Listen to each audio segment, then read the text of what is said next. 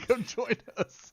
Well, I Oh hope man. that they could hear me this time. Yeah, we'll definitely do that. What's up, nerds? GozMaster here with another Magic the Gathering puzzle quest. Today's quest, me and Maine are doing Nerds on Parade, episode number 400 What's up, Guapo? It's 00 Guapo is what it is. What's up? How are you, Mainloop? Pretty good, man. How are you? I'm good, man. Hey, first off, before we even begin any of this, happy Thanksgiving. I hope you had a great holiday. I told you in the chat, I told everybody this, but I tell you directly because I haven't had a chance to do this. He's not prepared for this. It's completely off the cuff. Bro, I'm really thankful for you being in my life. I appreciate you being one of the content creators I get to hang out with and just be an overall cool friend. So appreciate you, dude. I really, really I genuinely appreciate appreciate you you. for all the same reasons. Oh, well, look at that. Nobody's here, but this is just our little. We're just loving on each other. There's Just nothing have like wrong a with little two gab sesh. grown men just sharing love with each other. It's totally fine. Let me go to my channel real quick. I'm gonna grab my links here. Yep, there it is. It's nice when it's all pretty and it's working the way it's supposed to. Right. Now I know all about that. Oop, I don't hear you at all because your mic is not near your mouth. Yeah, I think you muted himself. That's cool. Sorry, my son just walked in. He just got back from school, so I was Got trying to you. give him instruction on what he needed to do. So I'm going to be For sure. sharing this on the different places. And you pulled a card, yes? Sure did. You want to talk My about that number card one here? chase card. I had like a 1 in 6 chance of getting it, and Wow. it was right there for me. So, yeah, I thought I was gonna have to grind BFTA like all day tomorrow to pick it up, but I mean, saved me technically, you some still time. can if you want to grind. Nobody's Yeah, going to I'm take that gonna away do from you. that and save up for Vanguards whenever they are to show up. Probably gonna be another couple weeks or so. Uh huh. But yeah, I haven't. I mean, I've put it in so many decks right now, and I'm still figuring out. Okay, what is the most optimal way of using this card? And for me, I think it's better actually if you use a few less spells. Just like have like two or Right. three spells that you really want to play, and Mm-hmm. you're basically reducing the cost of a spell like Template Discovery to like Mm-hmm. from 9 mana. So it's like Mm-hmm. you're subtracting the cost of high cost spells and fetching them. So that's basically what how I feel about the card, which is a super powerful effect, right? Because yeah, if you can, mystical teachings into a template discovery, that's like a That's ideal, huge, right? Yeah. yeah, that's a huge swing your way. So just trying to figure out, okay, what's the best way of putting that together, and then just trying to figure out what other cards are best to use it with. I like obviously Golden Wish. Um, it kind of just ends up being like if you're using like just like a Satoru loop deck that's not really relying on a lot of conversion. It's not quite as like explosive in those Right. kinds of decks. I mean, it's still always it pretty much all helps in any deck that has like a high cost spell in it, but uh, it's a little less amazing if you don't build for that in mind. Right. But it's still just a crazy good card. I mean, in Legacy, it's an auto add into Legacy Impact, right? Oh, for sure. We're just talking about that, like into Huff or anything. Whir of Invention, even it's another way of getting that on the board. Yeah, yeah, So yeah, anything like that. for sure. If you guys are just joining us here, we have one viewer. I think it's me. If you guys are just joining us here and you can confirm that you can, in fact, hear the Maynard main loop, that would be fantasticals, my friends, just to make sure that my man is eligible for audio, audibly Let me eligible. know. And I'm getting this into a few different chats yet, but I don't think we have anybody on with us yet, so that is fine. Let's go Nalthazar's channel, other. I'm one of the others. Let's see about games. Boop. Let's see anybody else. I think that's it. We go to Reddit. We go to reddit.com. Sorry, I'm still posting these things everywhere, and it's just making it a little goofy. Let's see. Imagine. All right. Create a post and a link. And you know what? Let's just talk. He says you're all good. What's up, Stath? All right. An SD Stath, you're one of the few folks that's with us. I appreciate you, dude. All right, so let's Awesome. get into mystical teachings. I actually should probably pull it up, shouldn't I? Shan't I? Let's go ahead and Yeah, I pull up want to hear mystical your thoughts teachings. about I'm a fan. It is my card. I mean, it. to be fair, it is my card, right? Let's actually go to. Can we go to? Let's do that and that and that. We're closing all the things. Sorry, I have a bunch of stuff open. Do I have? I don't have. I closed it. All right, let me do this. You guys get to see my phone. I probably am sharing stuff I ought nota, but it doesn't matter. We're gonna do. There's Zipper. What's up, Zib? Mystical teachings. And so when I say it's my card, I mean literally it's my card. Look at this bad boy right here. Look at that handsome face right there. Zoom. Zoomy zoom. Shout out to my man Lars for doing this. Yeah.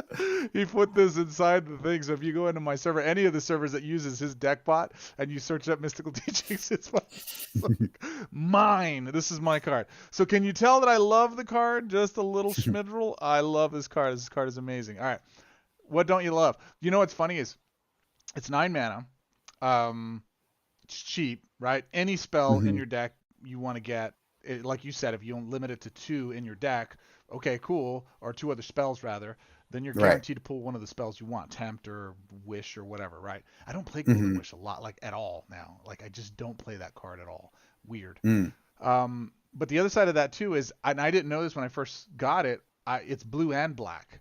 So it Right. goes in your mono black walkers too. So like Lilian, Lil X, is Hmm. busted with this card. I mean, I can just go do all the things. I use this into Breach. I use this Hmm. into yeah, obviously green, black. So with Grist, you get to go use it inside of Grist. I mean, there's not a blue black walker that this card is not in. Just as like it's there aren't 10 cards to build with. As long as this is in standard as is, don't touch it, Webcore. Leave it be. Okay. Well, they do need to This is do auto include. one thing about it. It's not fetching different spells right now. What do you mean? You can grab the same 2 spells if they're the next 2 in your card or in your library. Oh, gotcha, gotcha. So it should be grabbing 2 different cards. You're right. I Right. have noticed that where I've gotten 2 of the same cards in it. Even then, I mean, yeah, I guess that matters, especially if you're trying to game the card. But I'm like, if I'm sure they'll fix it someday, eventually. Maybe they'll leave it this broken in a negative way to kind of limit its power a bit. Because if it was working properly, it'd be even more busted.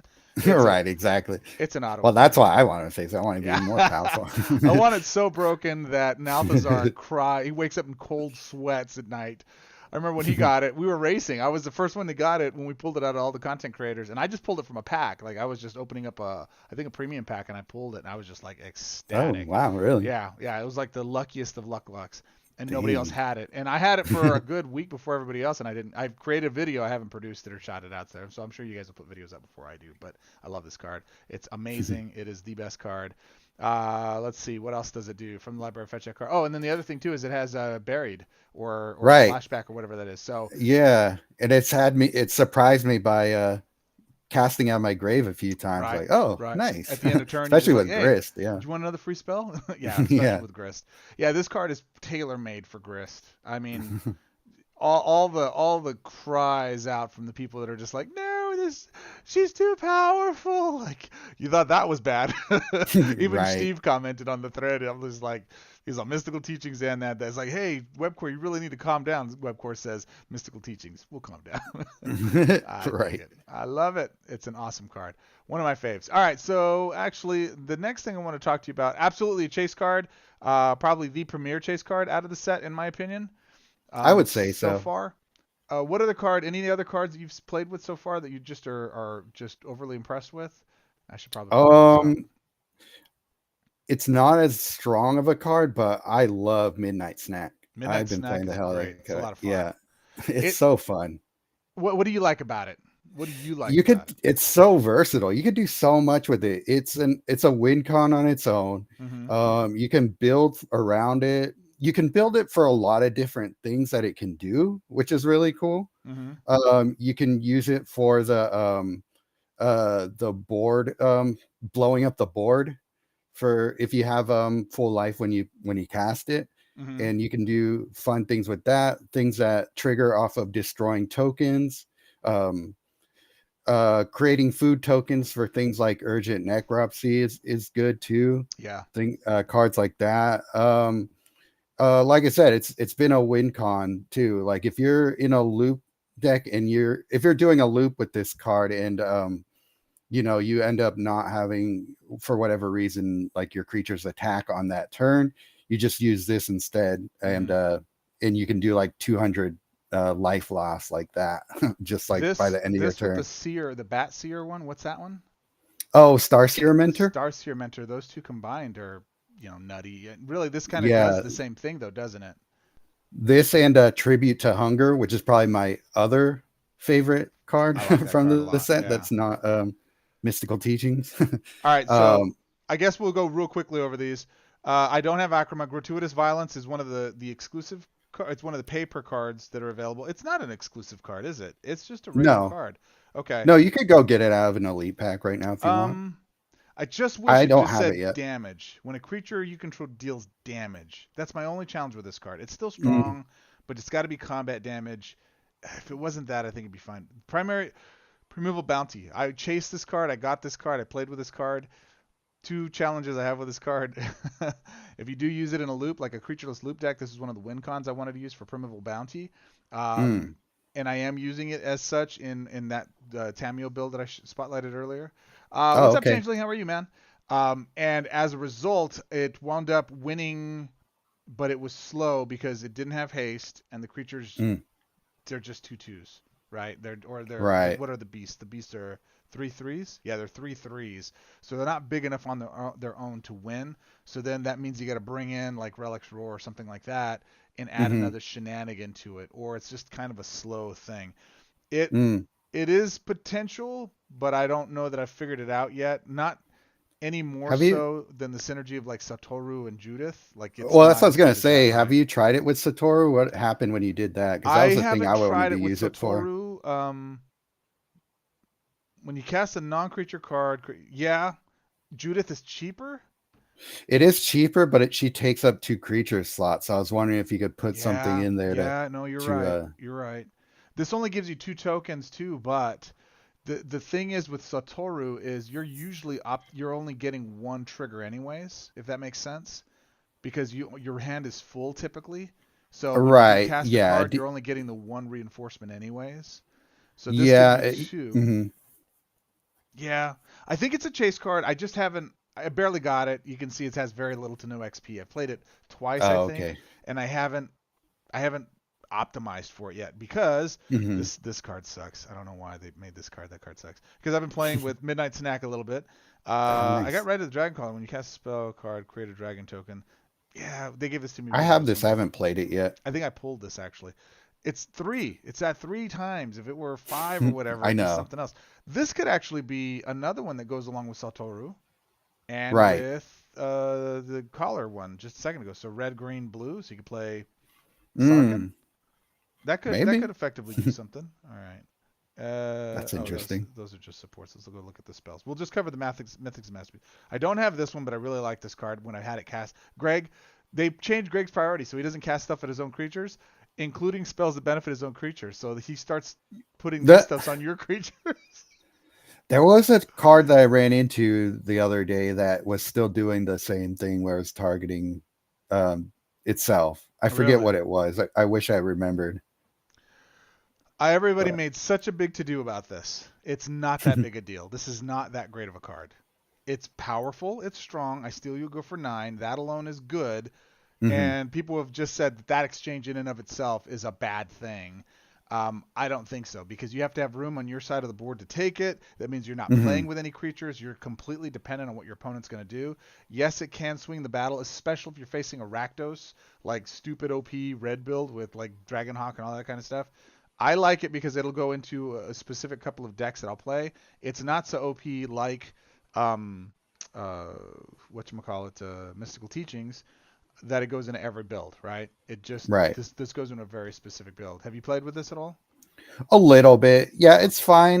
The main benefit I've gotten from it is just the straight up gaining control of target opposing creature. The first sentence from Mm-hmm. the card.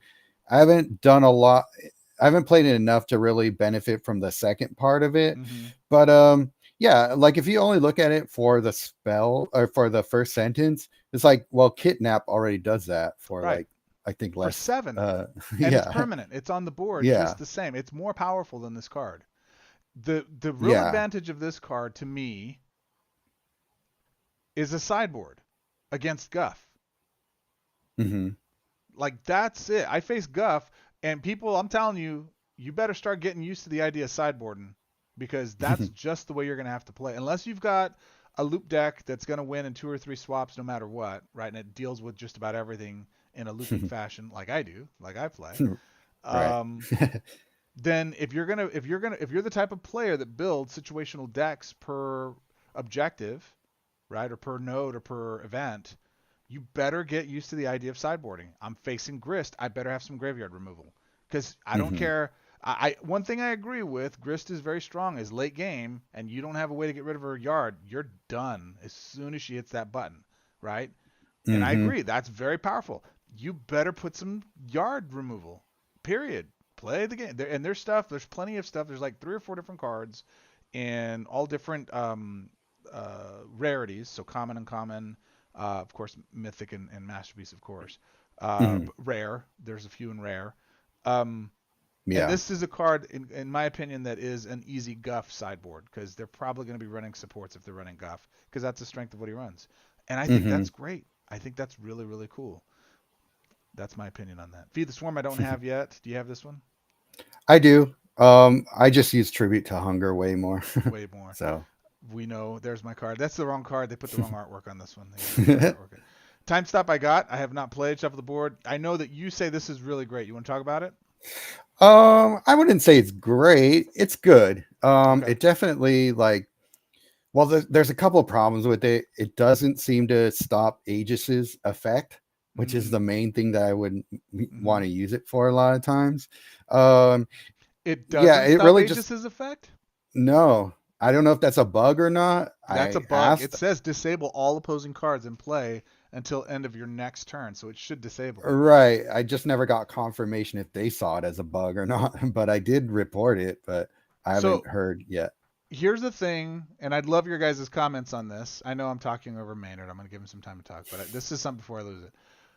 I've noticed that evergreen static effects, any card that allegedly stops, like for example, disable, it re-enables a card. If it's an evergreen disable, it immediately re-disables the card. So it does Yeah. remove it for a split second, and then the evergreen takes precedent over that. That's a Right. coding problem, right? Like that type Yeah. of card It's just doesn't interact properly, yeah, like suppression bonds, for example. right? Uh, it just disables it for the instant that you Right. do that, and then it just comes back. Comes right back, and Or that's annoying. It should yeah. be like this is red. It should be disable all opposing cards until play till the end of your next turn. It should re-enable cards till the end of turn, your turn, or all disable effects are rendered, meaningless till end of turn. It should play Hmm. that way, but they don't. Hmm. This one should work that way, and I hope they get it right because if they do, then this is essentially the new fish. Kinda, yeah. Not permanently, Um, right? But at least till end of right. turn. Yeah, it's like No, the end of next turn. remember that card? What was it? Like it was a blue rare spell from way back in the day that it had cycling. You cast it, and then all opposing creatures were disabled for a turn. Mm-hmm. Um, it's like that, but it does it does disable other supports. It just doesn't seem to disable Aegis's Mm. effect or anything. So I'm wondering if it's just like one of those cards where like I don't know if I played it against Kidnap, but like if it were to disable Kidnap, would it make your creature go back into No, your side? Probably not, right? that I've tested. Yeah, that stays on their side because the return to your side of the board isn't until an end of turn or a beginning of turn trigger. Oh, okay. So that's why it's not like as So long that as makes more sense. it would be more as long as this creature is in play. It has there is a card that does that. That would be something to check to see that card if Hmm. it does it. However, I don't know. I haven't obviously I haven't played with this enough to go to see that. So that's the disabled stuff. Tammy says Titania's Command is a good graveyard room. That's my favorite one. I love that card. It does three things. I can go grab a support. I can remove either or library or graveyard rather. I can gain life if I'm behind. And third, if I don't need either of those, then I can go grab a support or land card and give it full mana. For 14 casting cost, that card is absolute sideboard. Oh, I'm facing Grist. That's immediately in my deck. Period. I love that card. That Mm. card's fantastic. Um, the other thing here was shuffle the board. I really wished, and this is on Octagon. I really wish shuffle the board made matches. I can't stand that shuffle board doesn't make matches. That's so annoying. So for 14 men, I think it's a little overcosted.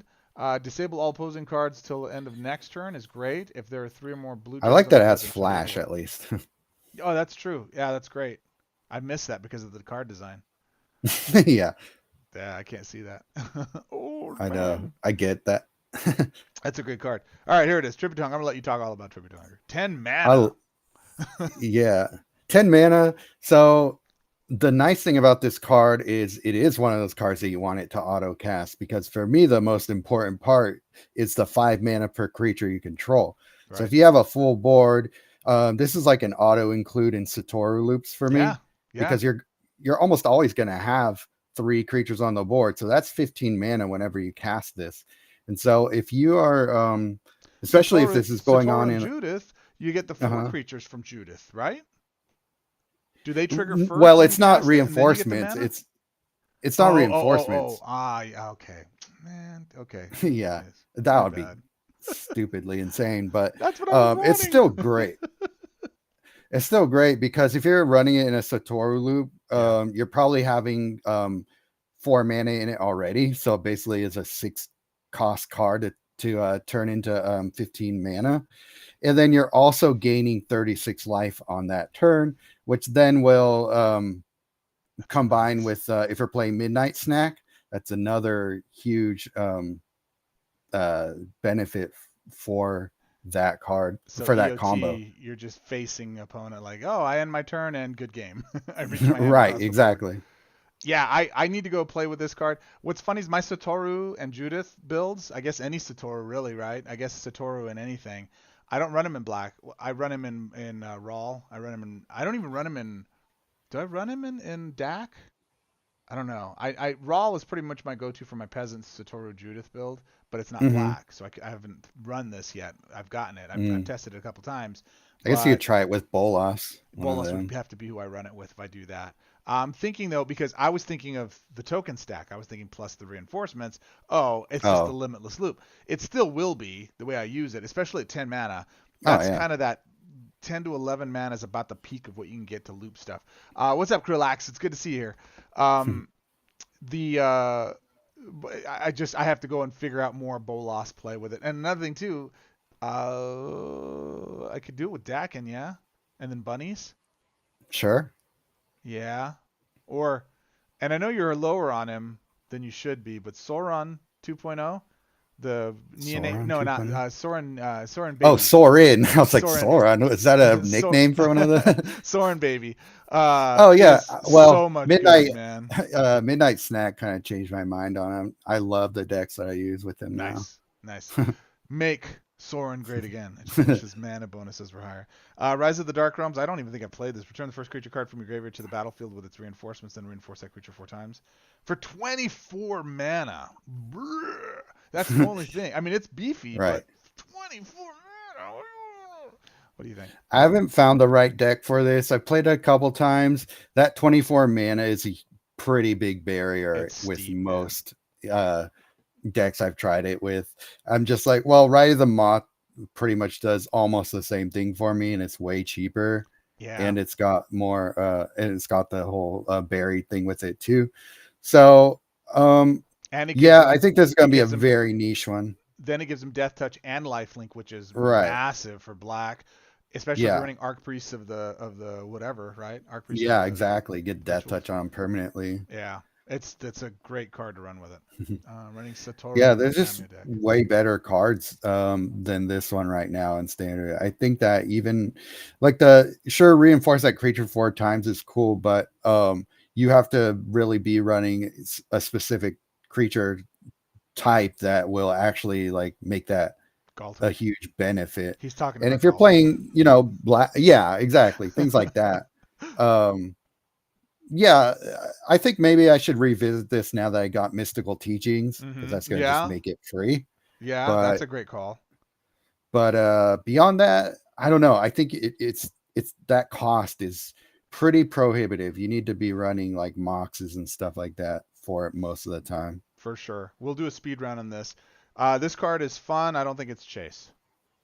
Yeah, I don't know if anybody watched my live on it today, but it's pretty much you don't get enough benefit from the rest of the card to justify the double strike. Like I think Twin Flame Tyrant is way better. It Yeah. does almost the same thing and it does way more for you. So Yeah. not quite a chase. It's a pretty good card, just It's a not chase. if you're a newer player and you pull this, throw it in your deck. You're gonna love it. Yeah, But for I sure. would I would take Aurelia Law Above over this if Yeah. you're taking a creature slot.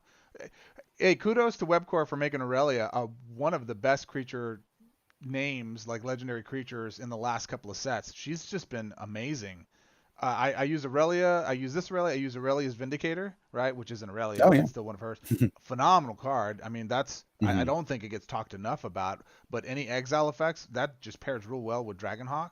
So you throw it in Mhm. the exile, and then she brings a couple of them back for you. It's a great card. This one, in that same vein, could actually be good, but the body's too small. The cost is too high. Other than that, it's really good. I'd like to see it capped at maybe 14, 15, and then I think it's one of those cards that's just stellar. For a Mhm. masterpiece, I think it's a little too expensive for what it does. I agree. I don't have this card. I haven't played it. You know anything about it? I think I played like once or twice so far. I was trying to do things with it with the whole destroying the top 4 cards of your library, but it's in red, so there's not a lot in red that really takes advantage of graveyard There stuff. isn't. And then there's just better options in black or whatever, and even green that Right. will do that for you already. So Yeah. it just doesn't do enough to justify being mono red. Fair enough. I have not. I don't have this one. I don't Myoichi have it Midnight either. Reach. Okay, moving on. Prime Speaker Zegna. I'm not. I don't even remember this card. I don't have it yet. It's one of the last ones I need from that pack. It Hmm. seems interesting. I would Yeah. definitely play around with it and see what I can get out of it. I think it would be one of those Um, ones you master and you find some utility for it, but other than that, not much. I pulled this Sarek the Hunter Caller. I haven't played with it at the beginning of combat. I Any turn, like this card a lot, actually. if your other creature's total power is 6 or greater, reinforce each creature and control you control 3 times. Then your other creatures gain imminent death. So yeah, I mean Galta. You know, Mhm. every Oh yeah. combo that we talk about, if it's green or black, it's Galta, right? And that's the end of it. I mean, reinforce that. That's what I said, 60-60, just right out the gate, attacking 1 time with us. Pretty much, yeah. Yeah.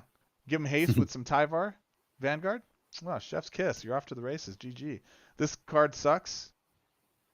I have not tried it It yet. I don't know sucks. if I have it. It sucks. You gotta wait for it to die. When this creature leaves the battlefield, create an Elf Warrior. I mean, you bounce it and you get the Elf Warrior token. The Elf Warrior token's just a 1/1. I was thinking to be like a Mhm. Vigilant Elf with like a 1/3 with Vigilance or something like that, or with Reach, but no. Mm.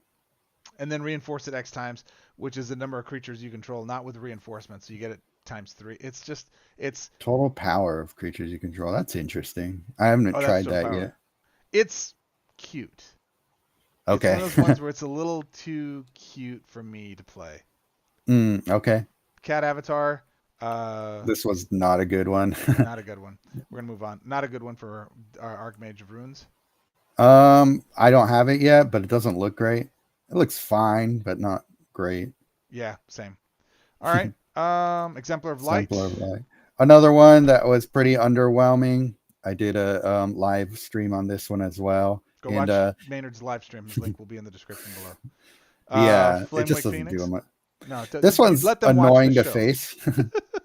It is annoying to face. It's get big um, quicker than you expect. yeah, I was kind of surprised with that. Yeah. Okay. Um, Note. Chase worthy or just kind of cool? I think it's fun. I wouldn't say it's chase worthy, but Yeah. it can be strong. I think if Yeah. you is it reinforced creature gets plus X. So the challenge here is it's not reinforced because then if it's reinforced, then I can do things to buff up its base power, but it's not. So it's Mm, just the plus, and that right. is addition, not multiplication, and that's what I look for in anything I do because Railway Hmm. Brawler is nobody's playing Railway Brawler. I've not seen Railway Brawler out there, and everybody's complaining about all these other Rakdos and Galta and blah blah blah. I'm like, you guys have not even seen the death that is Railway Brawler. That is exponential. That's not even multiplication. It's exponential. Is it? There's a difference, right? I don't know. How about this Yes, one, there Herald is. of Eternal Dawn? I just got this the other day. I haven't played it very much yet, but it's definitely got potential. Yeah, Um, I have you think the done anything cool with it yet? I don't have it yet, but my Oh, immediate okay. thought is the bouncy bounce and just let them to the Yeah, face, and that's then what I've just been using it for so far. yeah. I just I'm haven't curious to found a try it. great deck for it yet, but it's definitely something I need to play around with to make sure or to determine if it's chase or not. Um my guess is that it's chase, but we'll have to see. My challenge is it's in white, which it should be. It's an angel, Yeah. but it just feels too cute for me to get the impact. I mean, it's nice to for 20 mana, you're not hard casting this out, right? You're not having holding one in reserve to they've got a big bunch of creatures that are coming my way. I'm gonna go put this out. Requisition raid, deal with the threats. You're preventing damage against what? Right. Right? Creatures that are the 90% of what's going to do the damage. Maybe you face a loop deck that does some stingy stuff to you, but Yeah, maybe a good sideboard against mono red that's going to be throwing spells at you or something like yeah, that. I but don't again, the know. prevent damage is until the beginning of your next turn, so you get one full turn against their onslaught, and then you've got to Right. bounce it or recast it, right? So the Right. strategy is cast a bunch of them or bounce it. Or here's the real strategy. You ready? Assemble the players. This is the only creature you have in your deck.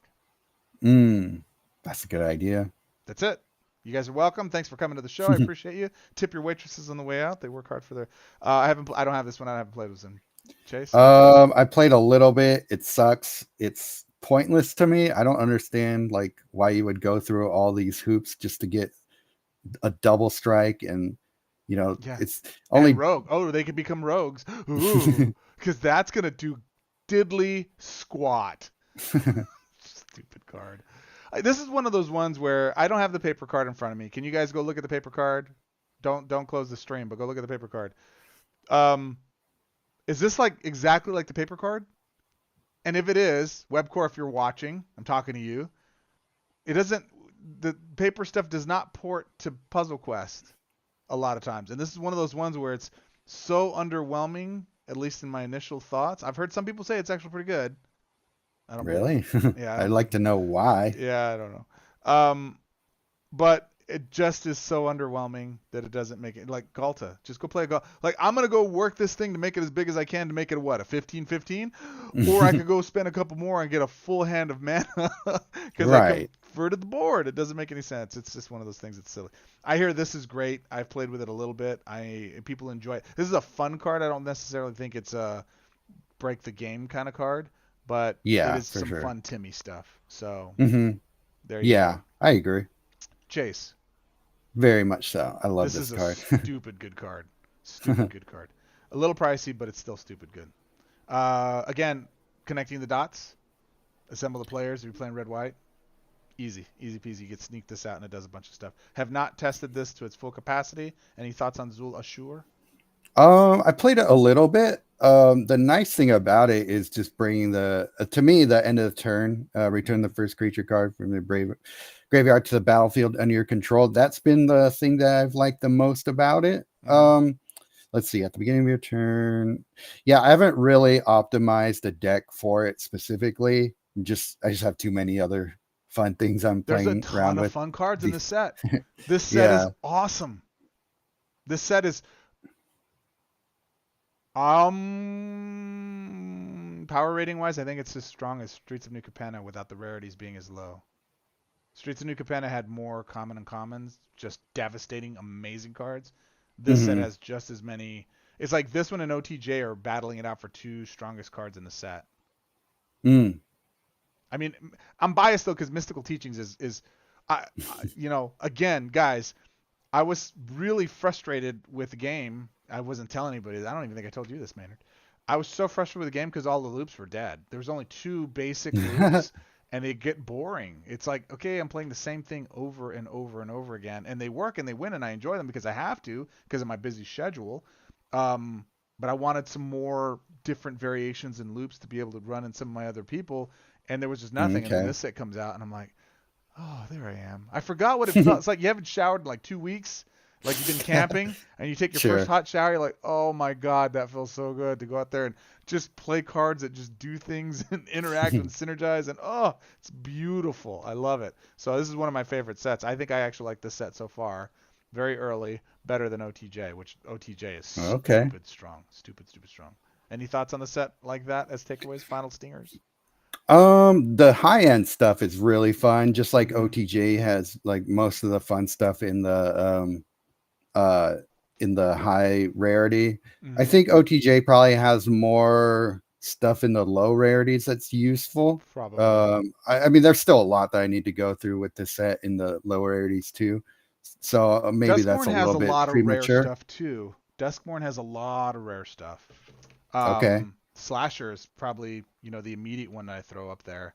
I Mm, like okay. Slasher more and more and more. The more I play with Slasher, the more I'm just like, yeah, that's a really Hmm. powerful card. Do you like it more Yeah, than Ikoria Slasher's a does? good one to put in there with Aurelia because you get that double strike automatically. Right, So right, that's a fun one. I yeah, would say the best cards to use with Aurelia, I kind of said this a little bit on the live stream, are the ones that give you benefit when you deal combat damage. So right. like what's his name? Cruel Claw, good one. I've never played with Cruel Claw. I've played with him to master him, but I've blacked my screen out on purpose, guys. I've never played with him like as a serious play, and I see a bunch of like veteran players playing with Cruel Claw. Sorry, you were saying Cruel Claw and who? Yeah, Cruel Claw isn't like my favorite creature or anything like that, but if you're gonna double up on effects that it gives you, it can be pretty strong. Mm-hmm. Because it's kind of like right now he's kind of like Dragon Hawk Light. It's kind of how I think of him as Mm, Cruel Claw. But if you do the doubling up of the effect, then it gets more utility on its own. But right now it's kind of just outshined by other even better creatures. It is a good creature, but mm-hmm. it's even like there are creatures that are even better. Yeah, I think it's one of those ones where I also have to I look at it like somebody reminds me often when like you have all the cards, guys. I'm like I know it's such a heavy burden to bear. Hey, I've organized my life that's what I get. So don't Right. poo on me. I bust my ass to get the cards I got. I worked Right. hard to get my cards. Like I could have worked a full-time job almost at times and taken that money and bought all the cards that I wanted to get the stuff versus what I've done in the game and done For that. sure. So a lot of times I'll take for granted, it's like, okay, here I have all the cards available to me. Well, this is much better than that one. Why would I take this one over that one? And there are rare cards that I think are better than higher rarity cards. The Oh, truth I is, agree. they may have Cruel Claw and they may not have Dragonhawk, and it's not an option Hmm. for them. They have to take what's in front of them. Quick Right. question before we get Exactly. to this Return of the God-Pharaoh. Do you Hmm. like this set, Gaz, more than Ikoria? I do now. Ikoria got nerfed a lot. Ikoria got nerfed a lot. Ikoria was the set that brought me back into playing the game. I quit at that time, like the year prior to that. I think I stopped playing at the War of the Spark set. That block, that 3 block. And then I think they went back to Ixalan and they did something, and I got a couple of those, and I'm like, yeah, this sucks, and I quit for a good long while. And then I saw the Ikoria cards. I don't even know how I saw the Ikoria cards. I just saw them. And then I'm like, wow, that looks amazing. And I think I got a notice like on Facebook or something like that. And I saw one of the cards. I'm like, holy Oh, okay. crap. And then I went and downloaded the game again and it got me back into Yeah. it. So Ikoria is always going to have a special place in my heart.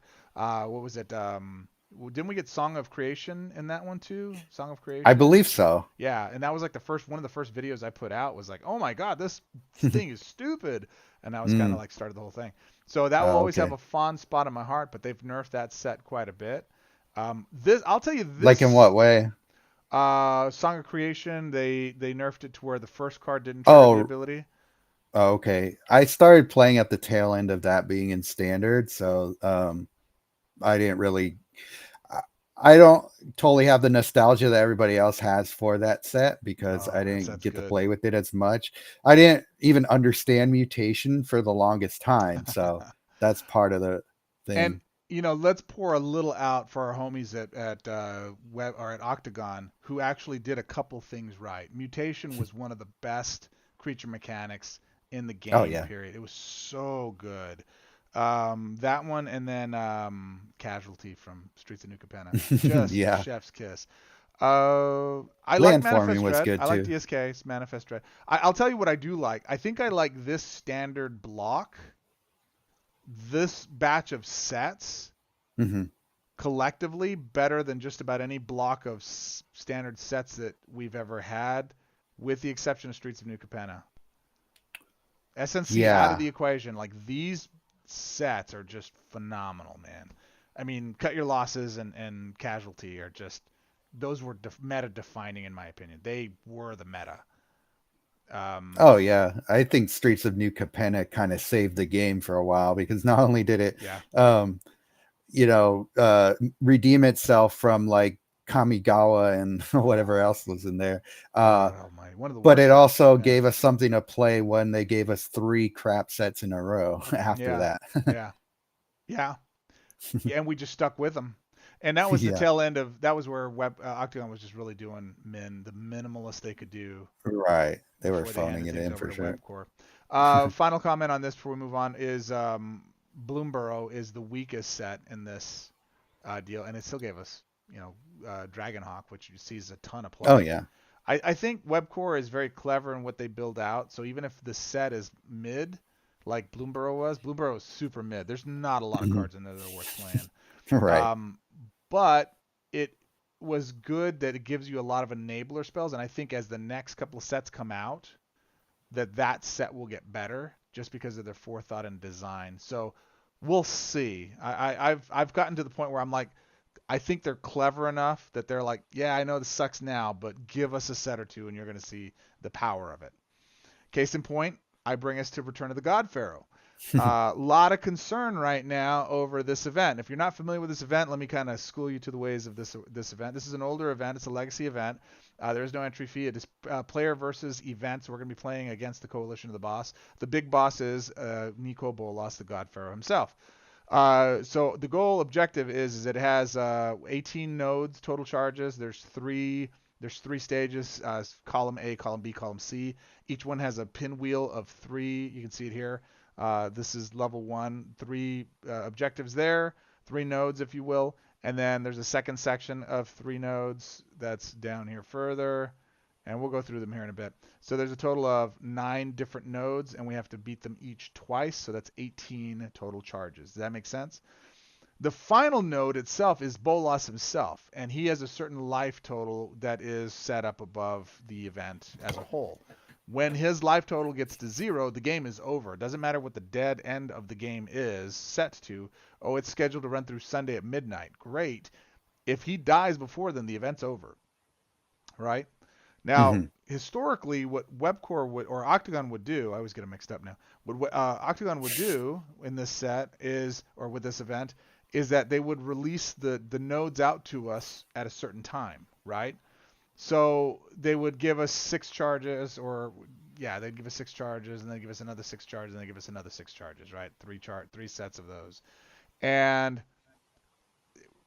what's happening now that's causing the ruckus is that, and what people would do then, I should say, is they would go in that final set release, node release, and everybody would try to play as quickly as possible because you're probably going to beat, back when we had a bunch of players, we were going to beat Bolas's life total, and the game would end sooner. Hmm. Fast forward to the end of Webcore or Octagon's days, that didn't happen, right? Not always. It would usually run down to the wire, or it'd get close to running out of time, so people had more than enough time to play their charges on their own time frame. The challenge was back in the day was that people would jump in and play right away, and they'd have to get up, like real diehards would have to get up like 2 o'clock in the morning to play the event I remember those to days. get their Yeah. charges done. I did it a couple of times, and I'm like, this sucks. It was one of the reasons. Um, I'm in the States, so I get to. I mean, they pretty much base it off of us. Sorry, guys. If you're out of the continental U.S. So I never really had to worry about that as much. But there were a couple times where the event ended and I didn't complete all my charges just because I wasn't playing or I was busy or whatever. So fast Hmm. forward to now and why the uproar? We get all 18 charges up front. That's a Hmm. grind, number one. 18 charges is a lot. And I'm playing Oh two yeah. I'm playing two accounts, so I'm going to be playing 36 charges in this event because I have my main account and my alt account that's running a secondary group. So I got to go play this 36 charges. That's a lot. And I'm racing against myself because the concern is if you didn't change the life totals, then we're going to win right away in the first, couple of hours or whatever it is for people to clear their charges. And people that join later aren't going to even have a chance to play, right? Right. So I'm going to be warning all my coalition mates, hey, as soon as this goes live, as soon as you can play, you better start playing it. Now, as I said before I started all of this with, I think Webcore is pretty clever. I'm anticipating, hint, hint, nudge, nudge, that they adjusted the life total on the big boss so that it has more than enough life to last past the first 25 coalitions. Hmm. So that, and again, guys, I genuinely have no insight on this at all. Okay? They don't tell us these things. I promise. I honestly promise. Everything you're seeing is what we see. Every time we ask questions about that stuff, they'll say, "Oh, we don't know. You're just gonna have to wait and find them." Right? I love Webcore. You guys are awesome. I'm just messing with you. You know who you are. But they derp all over us, dude. So we get nothing when it comes to this kind of stuff. But again, because I've been watching them and playing like a damn lunatic, they're clever. They get a chance to prove it here again. So my whole attitude is I just wait and see. I'm assuming they're going to give us more than enough life that the first 25 coalitions, even if everybody competes and wins and does everything, it's not going to be enough to end the event in less than 36 hours, 40 hours. I don't think it'll go the full duration of the 46 hours that they provided. I think maybe they'll go maybe 35, 40 coalitions deep. I don't know. Just look at this last event. We didn't even flip the board. So that was 3,000 players that didn't play. 3,000 divided by, well, we didn't get 3,000, but 3,000 divided by 20. I'm sorry, guys, doing math. That's 150 coalitions that have to play to flip the board, right? And that's Hmm. all 20 people playing.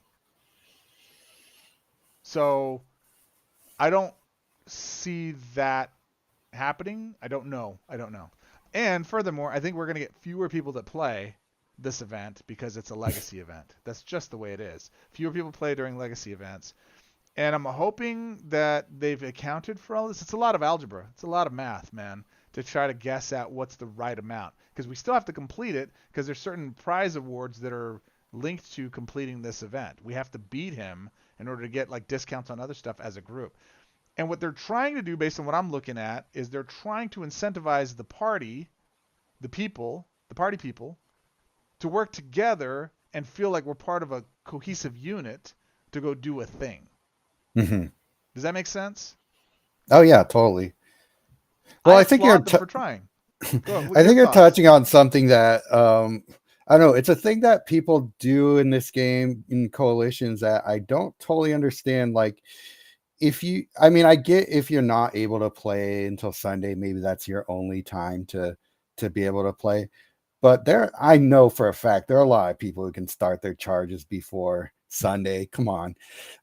So this is just incentivizing people to start playing a little bit quicker. If you don't want to deal with that part of it, then rally your troops and get them playing earlier. Because Yeah. I mean, this is an event that a lot of players have played a lot of times before that. I bet there are people who aren't going to adjust their decks at all from the last time because it's a legacy event, and pretty much legacy PvP gets figured out pretty quickly in its run. So, or any PvE, I should say, Right. PvE gets figured out pretty quickly once the entire community hive mind puts the time in, and aggregates all the info you need to go perfect in in events like this. So, um, I think there's a lot of concerned that things aren't going to go the way they want them to, because they have to maybe make a few little adjustments to the way they are used to playing. And I don't know, for some reason that upsets people so much in this community. Again, and views expressed by Goz are that of GozMaster himself. They don't reflect anything the Mainloop or any of the other content creators or Webcore. Anything I say should be used as strictly for entertainment purposes only, and not held against them in a court of law. What other group do you know of that's like, hey, we need new stuff. Hey, we don't like the new stuff. Hey, we want more new stuff. We hate the new stuff. Why don't change the stuff? We're gonna it's what do you want? What do you want? They're trying to take something that we don't like as a group, like, oh, we hate legacy. Blah, blah, blah, blah. They hate legacy PvP, right? Right. Legacy PvE is a little different. You can get in Yeah. there, right? So Legacy PvE should be easier for most people because you it, get all your cards, yeah, and it's always the same. Like, there are no omni loops in in PvE, so you don't have to exactly. worry about things like that. Exactly. And in this instance, they're changing it up, and people are getting pissed that they're changing it up, but they want things to change. It's like you can't have it both ways, guys. And the other side of that too is I know, oh, you're just a shill, guys. You guys, if you guys were inside the groups where I'm talking with Web Main, can tell you, I bash them on stuff. Like, I straight up, this is stupid. If it's stupid, I'll tell them it's stupid. I don't think this is stupid. I genuinely don't. I think this is fun. I think this is fine. Now, again, caveat, asterisk. I'm not a perfect chaser, right? I'm not Mhm. one of those guys that goes out there and says, "Oh God," I used to be, and I quit the game because of it. Right. And it sucked. I hated doing that. My kids, I would yell at my kids. And, "Rah, rah, rah." They're like, "What's wrong with you?" All right, because I'm a good dad mostly. Yeah. They're like, "What's wrong with you?" I lost the point on the node. And blah, blah. Like, bro, it's a game. Did you win any? Right. I would have gotten 5 extra pinks. I was like, dude, come on. It's Right. stupid, in my opinion. It's fun, but it's not that important. It isn't. Now, for those of you that is the pure enjoyment of the game, I get it. I genuinely do. Mhm. And it is one of the things that I have to be considerate of for the rest of the groups. I think this is fine. I think it's going to be fine. They could royally screw the pooch, but I'm in a wait and hold pattern and see what's Right. going on with this event before we really start. No, it's the end of the. It's not. They've done several. It's a stinking game, guys. Just let them experiment. Let them cook. I don't mind them doing things that are new or that are changing things to make them better. It's an experiment. And guess what, guys? We are their testing crew, right? We Right. are the beta group. We don't have a big enough player base to have an alpha and a beta group. They've acknowledged this in as not as many words, but in reading between the lines, and we have seen it. We've seen what they've put out bug wise, and we've also pushed back and said that's not acceptable. It's too buggy, and they pulled back and they made adjustments and they fixed a lot of stuff. This last set had very few bugs in it, comparatively Mhm. speaking to the last few sets. Amazing work. Walkers have had more bugs in them, but I think they kind of let the content creators test them a bit to kind of give them early feedback right away. Like, hey, dude, Mhm. except for the first ones that come out with each set. Like the first one that comes out, they usually kind of get those dialed in.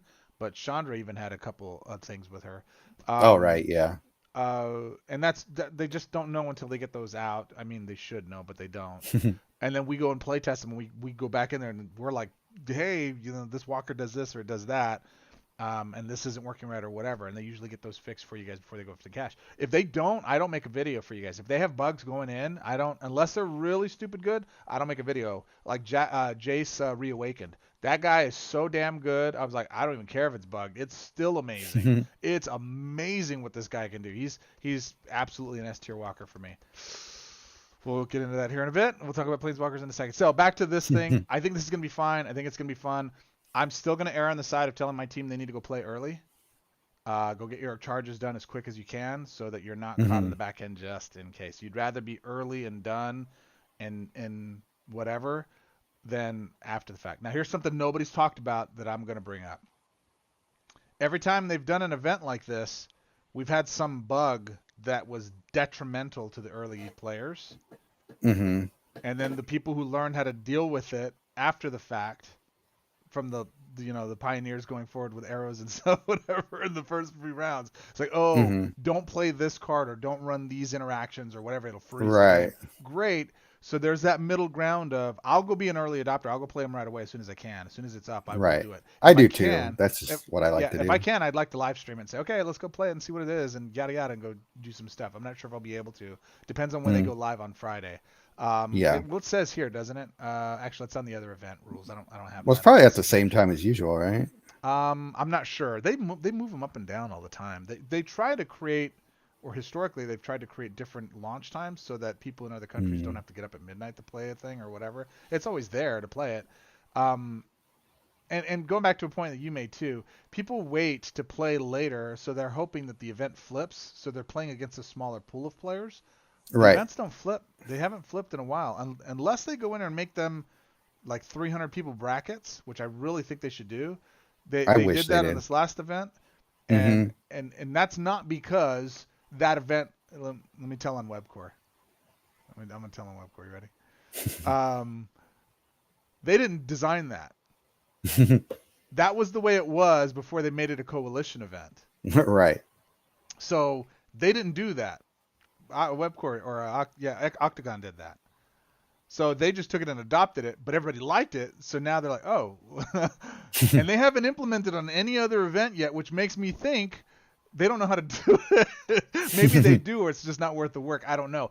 It Hmm. doesn't seem to me like it should be that difficult a thing to do, but I'm not a developer. I don't know. This event does not feature a single player brackets. There's no flips in this one. Correct. And this is the Right. other thing. This is one Exactly. of the things I That's the wanted to point he's trying to get to. Yeah. Right. That's the big thing with this event. I used to wait later to play this one, but what this event did do and why I would lose charges is it's a fixed timer. So if I Hmm. clear my nodes, if I start like Saturday and I clear my nodes, then it's 6 hours from then. And then another Hmm. 6 hours from then if I clear those nodes, et cetera, et cetera. So I Right. missed the cutoff time because I started so late, Hmm. right? So this is one of those events that you have to start right away. Even if you don't clear your nodes immediately, the clock is running, right? So you got to start it, go complete at least enough room to give 3 nodes cleared, and then that way it would go through. Historically, Right. that's not the way it is now. It's all 18 right out the gate. Hmm. So this will allow folks to be able to join later as long as there's healthy life. I would watch, probably my strategy is going to be I'd watch it. Okay, this is launch time, started here. Hmm. Watch it in an hour. How much percentage of life did he lose? Right. Watch it another hour. I would go look at, the total life or percentage wise, see what the drop rate is, and just know in those first couple hours, I probably need to play a little bit, if not all. If I can play them all, I'm going to play them all. But if I can only play a little bit, I'm going to play a little bit at least and watch the ratio of percentage that drops. Because this one's going to be very different than the other ones we run where everybody waits to the last minute to play. I think they're going to play them right away. Hmm.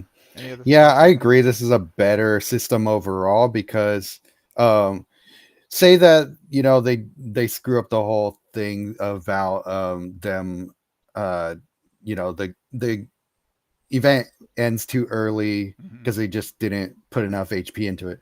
At least um, in this iteration of it, you get a chance to get all the possible points, provided that you start right when it goes live. Mm-hmm. But the old system is like if it's almost done and you're still waiting for charges, you can't even put points for your coalition on it Right. because you're just waiting for the thing to end or to repopulate Mm-hmm.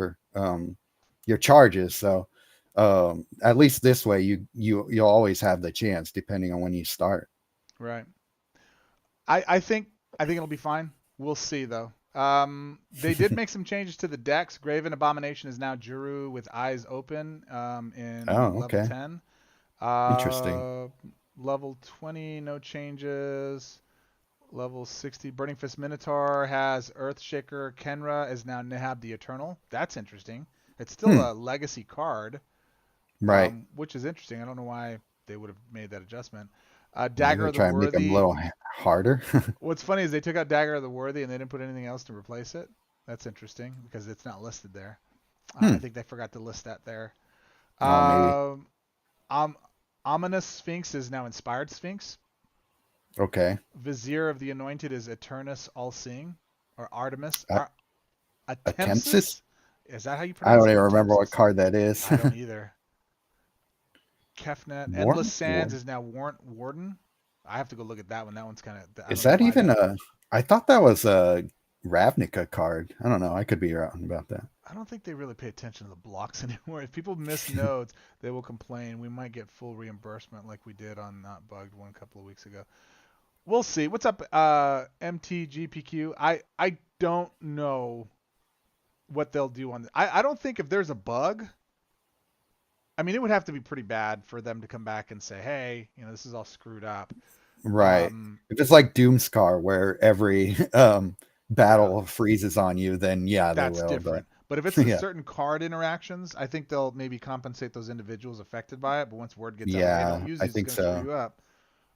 Or what's really bad is if you play a card that doesn't impact you, but when Greg runs, it impacts the player. Like that Yeah, freezes stuff. That's brutal. That's that hard because sucks, then dude. people are like, well, I'm gonna run it. It doesn't mess me up, but it messes you guys up. Like some people are that petty. It's kind of goofy, Hmm. but some people are that petty. Carrion Screecher is now Tragic Banshee. Emit Eternal is Grave Titan. Grave Titan's beef. That'll be No, interesting. interesting. They put the new zombie Mm-hmm. mythic in that deck. Pride Sovereign becomes Scoot Mob. I'm really curious Oh, to see that. Felix Five Boots. Felix That's Five interesting. Boots. That's gonna. You guys better take special note on Uncaged Menagerie. That's gonna be brutal because that's a creature heavy kick out. That guy kicks Hmm. out creatures like crazy. And Scoot Mob with Felix Five Boots. That could be Oh, interesting. That that'll might be be a little bit of crazy. a tough battle. Thunderous debut. I'll take that instead of What's whatever that. hilarious is they don't have any. They don't have any supports, Right, exactly. so there's nothing to break. So Unless that's there's just gonna like, be a expensive creature fetch yeah, spell. that's funny. Hey, play That's that all day silly. while you want. Our Promise. Yeah. That's always been good, but that's a good card. Yeah. All right, and then Obelisk Spider Hobbles? now becomes Mirko Obsessive. Mirko Obsessive. Interesting. That's a Yeah. weird one. Grinded Dust is now Pest Control. That'll be brutal. Oh, With that could be Greg's annoying. Cascades, that's gonna be Yeah, brutal.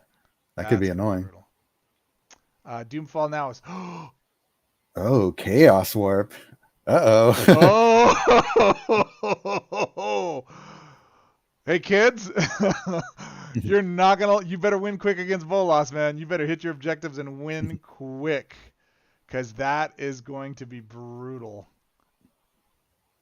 Yeah, Imminent Doom is now Hidetsugu's second, right? What card is I don't that? even know what that is. I think that's one of the newer ones off of the Oh, I last think you're set. right. Last Oh set. wait, isn't that a spell though? I know I have a Hidetsugu spell. Let me see. Hold on. I don't know. Let me test the bot. Hey, this is Okay. a great place for us to remind everybody that if you're not in the Discord, you should get in the Discord because we have a bot that was designed by Lars70. What's up, Lars? That you can actually put in the card name within two brackets, within two Hmm. parentheses, and it'll pull Double up the card for parentheses, you. yeah. So you'll know exactly what you're talking about, like we're talking about here. So what is it again? It is Hidetsugu's second, right? Hidetsugu's second right. And that card is not pulling up. There it is. It's the red one. It's a. How do I get this?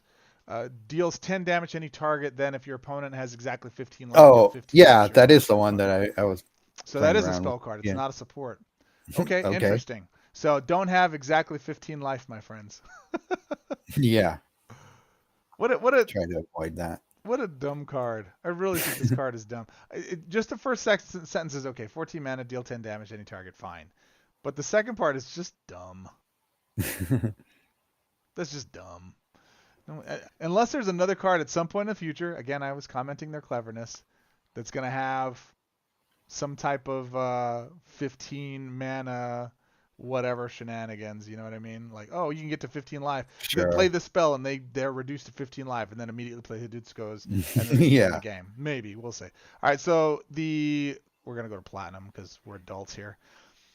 3,000 mana runes, 15 mana crystals, so 15 gold, 1 FDN booster pack, 20 mana crystals, 10 mana jewels, so you get 10 pinks. Another So booster, 25 gold, 20 pinks, and then 1 PM. Ooh, a PM2 booster pack. yeah, that's the thing that I'm most excited Yeah, about. that's it right there. Okay, so that's the progression rewards. That's great.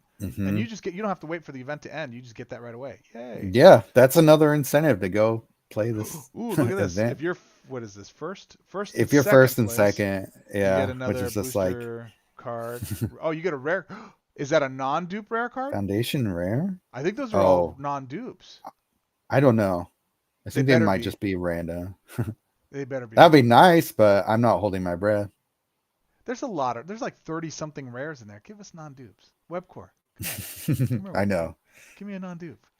But that's one No, thing that happened I when Webcore took agree. over. They don't do non-dupes anymore. It's really annoying. And it's like how many times is it gonna run in the sets like as the set is the new one. So Hey man, it might as well be that PM2 because they're booster only gonna pack. run it like a couple times. Right, I Like know, right? It like do it. Just do it. That yeah. PM2 booster pack is strong enough. Is there any top 2 teams that need a player to play this week? I'll jump in. Yeah, I right. want that card. I've That's the got, thing. I think it's like Sidrex, step 10,000 gold. aside. Let me play.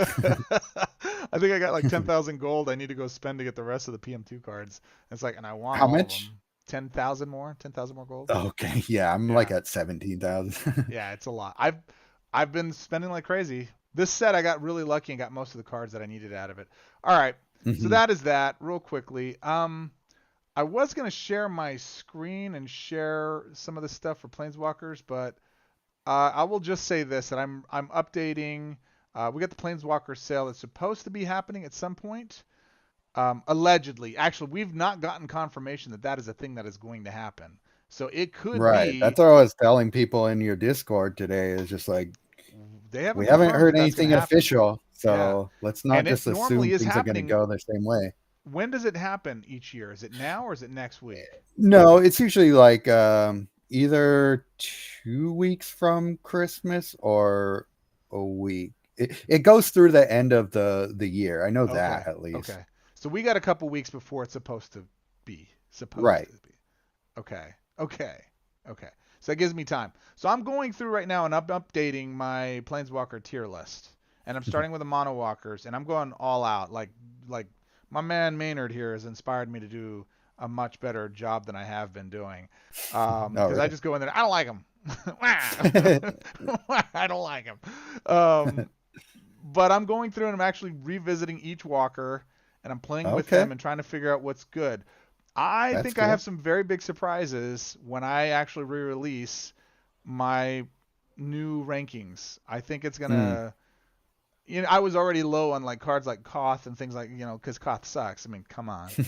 But there's a lot of walkers that I even recommended last year that I don't think make the top 10 this year. Are there I any that like you changed? Like you were really surprised at how much more you like them now? Yes. Uh, New Liliana best mono. I disagree with that, but she is much better than any Liliana that I've ever played. Like You not can make a case for her, but even I close. still think that there are other better monowalkers for me personally. I changed one mono walker specifically, and I downgraded the ranking. I'm doing two. I'm doing Hmm. two. I'm doing two different styles of rankings. This is one thing I will give away here. So the rankings I'm giving are yes, balloons. Yes. The first ranking is I'm giving two tiered rankings. One is for veterans and one is for new players. That's a good idea. So for veterans, one walker that's always been the best is actually downgraded significantly. Not because they're Hmm. not as functional, it's just because you have more cards, you have more availability for walkers available to you. You don't use them. I have a lot of walkers that are S tier walkers. I never play with them. Right? Why? Because Hmm. I don't like them compared to some of the other the cards that are out there. Jace Reawakened Sure. is absolutely one of my favorite mono walkers. I think what he Hmm. does is phenomenal. 45 to the face. Screw you, Greg. Like it's finally a Jace with a shotgun. A Jace I can get on board with. Finally. Good point. Yeah. This is my boomstick. That's definitely going into the video. Because he's just Brutal, dude. He's like a double barrel to the face. I love it. It's so great. +2 full card. He's absolutely one of my favorites. He's definitely up there. And I haven't compiled my rankings yet, but I will tell you, mono green walkers have taken a huge step back. And I know that's going to be countered what everybody is probably thinking because green is so strong right now. Yeah, I know. And that's why they've taken such a big step back. Because I can go run. I can go. What's Nissa Origins? What's her name? Something animist, Yeah, right? Animus. Sage animist. Animus. Yeah, Sage Animus. So if I go to Planeswalkers and I just do Nissa, I argue Nissa Sage Animus is as strong as World Waker. That's funny. Because of one creature. You know her name. We've seen it all the time. Galta makes every green walker S. So because of that, and because unless they nerf her, right? Unless they nerf her, she is every single one of these guys is basically on the same tier list for mono walkers. Actually, I got to do this, right? Let me do this. Can I do this? Can no. you X out? No. It'd be nice. Okay, right. Webcore, like they're sitting here watching our stream. Wait, what if you were to, you know where it out. has the little X? Yeah, if you X out everything but green, will that work? I can't. You can't X these out. No, I mean, see where it says Dex? It's got the little check mark and it's got an X, like under the colors to the right. Oh. Okay, gotcha. So what if you X out everything else? Is that how you do it? Look at me. What happened? Learning. I don't know. I'm just nope. Thinking on the fly. Oh, well, no, sir. That's just cards. That's weird. What the hell? That doesn't make. What is the point of that then? Yeah. What is the point of this? Oh, maybe I just do this. No, it would be this. Yeah. No, because then they'll still have those there. Boo. Anyways, all right. So mono walkers. Ellie Wick. You know who actually is probably top tier right now for me in green? Gark, yeah. Unleashed. Unleashed. I cast Galta. I get up to my secondary ability. Your first non-token creature gains leader beast, then three beast tokens. Mm-hmm. Right? 45. So that's 60. Oh, you need to try that with the masterpiece you pulled. Okay, I'll do that. You're right. I didn't think of that. This is the look at the deck that I'm running. I with just thought of that. Yeah. Garrett. Oh, yeah. I just made that up. Because you're look at the name of this is Standard Death. And it's because of this guy right here. Meyer. Interesting. Railway Brawler is disgusting. Absolutely.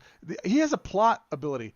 When this creature enters the battlefield, I've never used the plot before. I don't think I've ever triggered the plot.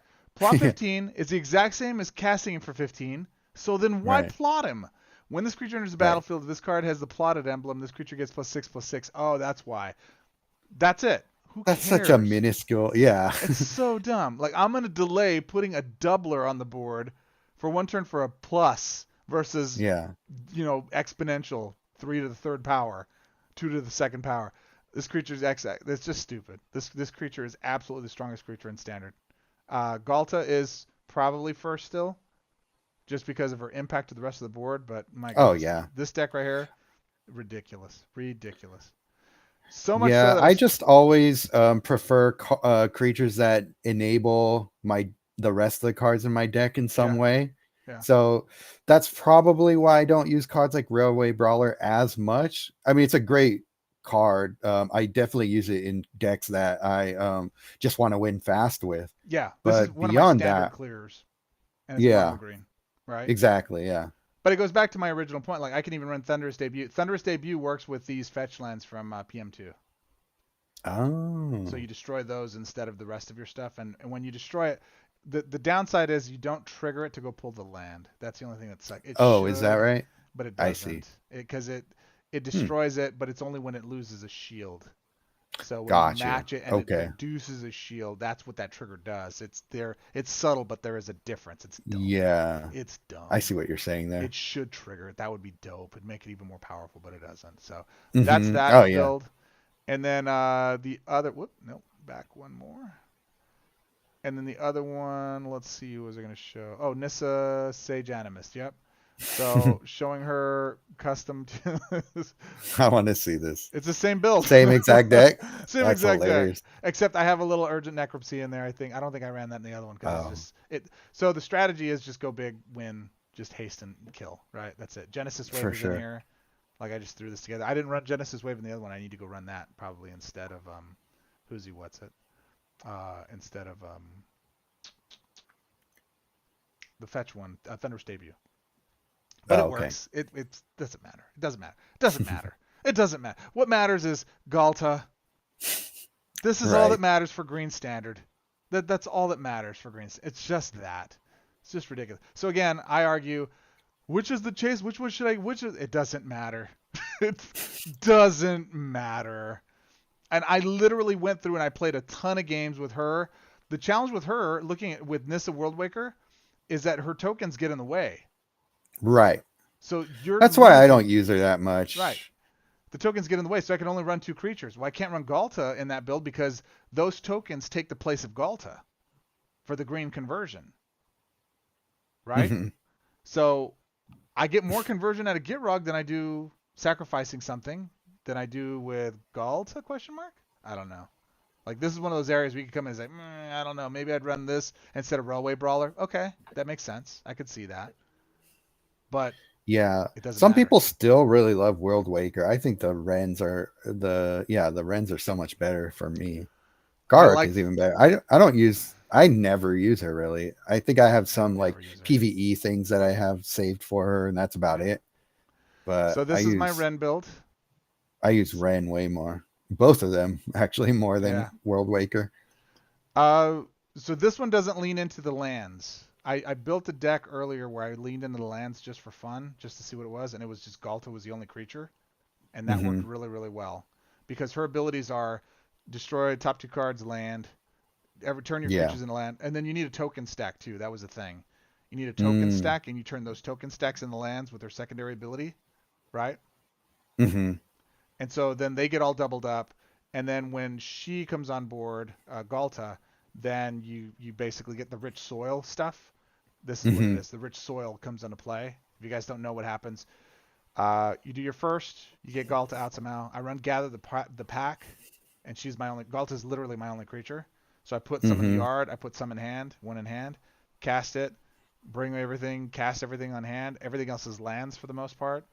I do a couple of fetch spells, and then I put them on board, and then I'm because of all the conversion that's happening, I'm getting into my second and third super quick, and I'm using my second on my token stack. I'm using Titania's whatever yada yada, and that's giving me the bear token Yeah. stack, right? Uh-huh. And so, or actually, the other one I could do too is I could probably add that other spell that gives the 2 beast tokens, whatever it is. It's all going because it's just drawing and going and drawing and going. So I'm casting those, getting all the bunch of bear tokens on the board, make them into lands, go get Galta, reinforce her, swing for game because I got Tyvar on the board. That's the only other things I got. No, you don't need haste. Rich soil gives them haste. That's what it Oh is. yeah. So you Yeah. go your third, make a green match, pull a Galta, reinforces them, times all the lands, GG. This Hmm. happens in like 4 turns. Stupid powerful, very good, right? Doesn't matter. It doesn't matter. I win just as quick with Nissa Sage Animist. Like at this stage where green is right now, guys, the Walker doesn't matter as long as you got a decent. And look at Ren's mana bonus. It's +3. It's garbage, right?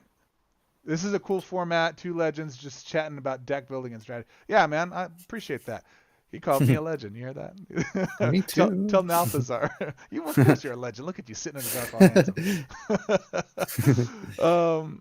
Anyways, so I digress. He's That's fading my away thoughts here. on I should green. turn that light on. You should turn the light Here, on. Yeah, let's he's see. trying to. You're like he's fading away. He's haunting us. It's the ghost of Sergio's past. So like this mana bonus, well, he's doing that, is super light. So I got to run Sunken Citadel in here. That's fine. So it makes it a 4/4, a 4, and a 5. That's still not There we go. great for as far as those conversions are concerned. So the mana bonuses are pretty weak in my opinion as far as Ren is concerned. So I actually like her less because of that. I didn't even start using Blossoming Tortoise until after the nerf. We've got some good lands to fetch now. We do. What's up, Zivert? It's good to see you, dude. Absolutely. Um, And then Ren and 7. Pick up to the 4 first cards from your library. I like this first ability so much. I Me just wish too. it didn't cost 9. This is where she took a big downgrade. 6 is the new kind of baseline. Grist and Lil X and a lot of these new planeswalkers, they've changed this. 9 and 10 are too high. This is a great first ability, but it's too high for 9. But you're gonna get, and I know, but her mana bonus is only 4. I'm telling you, the Rens are lower this time around. With where honestly the meta is, you could prefer to play with her. I'm not saying it's wrong to play with her. I'm saying I'm gonna make a couple of green matches. I'm gonna Galta, and then I'm hand on board. So what makes more sense, trickery or mana bonuses? And for me, it's go get the mana on the board as quick as possible. So again, my friends, I submit to you for the council, for review, for deliberation. So with that in mind, do you She's use only got Nissa 3. Vital Energy at all? Let's see, Nissa Vital Energy. Because her Great point. mana bonus on green is huge. Great point. I do use her sometimes. I force her 1/1s with haste in their lands. Again, 9 for the first Lilith, and then turn your green mana bonus becomes 8. Then you can shuffle the board if you do create.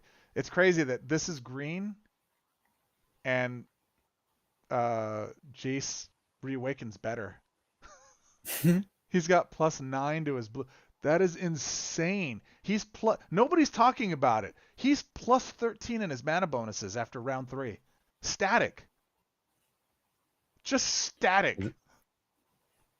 And then he's messing with your opponent's hand after that too. He's freaking brutal. He's so good. He's so annoying to face. He is so good. Oh my! Could you imagine him with cut your losses in a standard meta? Oh my god. God, the game would be. People would lose their crap, man. It would be beautiful, beautiful. 5 elemental tokens. These 5/5s, yeah, they're 5/5s. Tokens your elemental creatures gain ley line. Okay. World Soul token. I have not played with her yet. I gotta go reevaluate her. When you make a 4 or 5 match by swap, seed 2 gems. When you destroy a seed gem, seed 2 gems. Effect can trigger only once per turn. She's designed to go into seed, and seed is so good anywhere else. Like seed is so good on its own, even after the nerfs. You don't need her. So that's the reason why I wasn't high on her before. But you're right. That +7 is probably good enough that I need to go play with it again and see what it does. Her abilities are jacked, but whatever. Yeah, she's in the discussion, and I think I just have to group in like, hey, here's 5 mono green planeswalkers. All of them are great. Here's how I rank them, and just have that be a separate thing, and just say, hey, number 2 slot on my deal, or maybe number 3 slot on my overall walkers is any green mono walker. Which do you prefer to play with? That's not a bad idea. And then there's everybody else.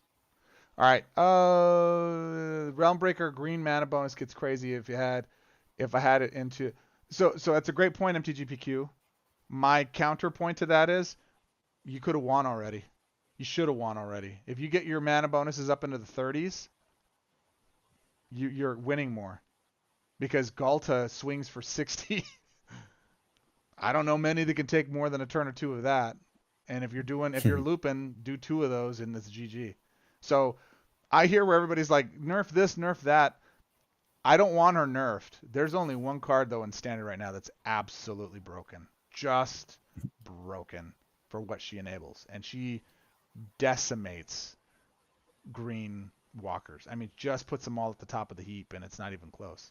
You're running a green walker, you're running Galta, and that's not up for debate. It's just, and she's rare, and you should go chase her. And if you don't have her, what are you doing? MTG said is Nessa Vital Energy from.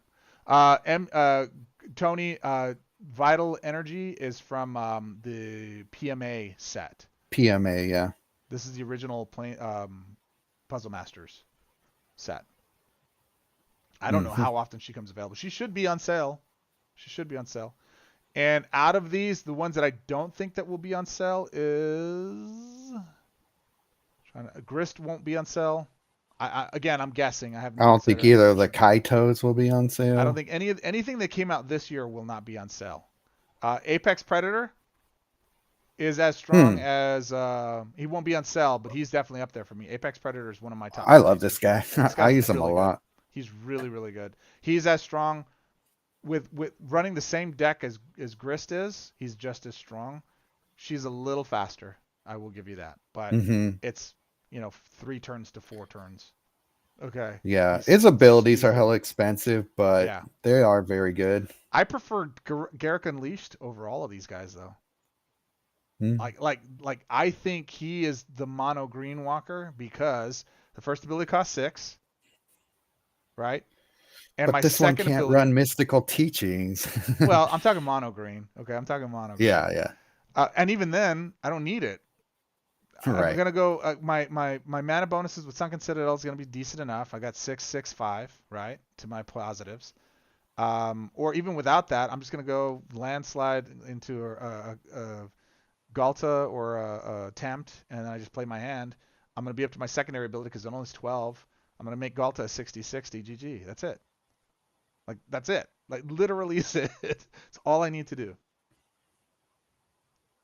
So I don't know, man. You tell me.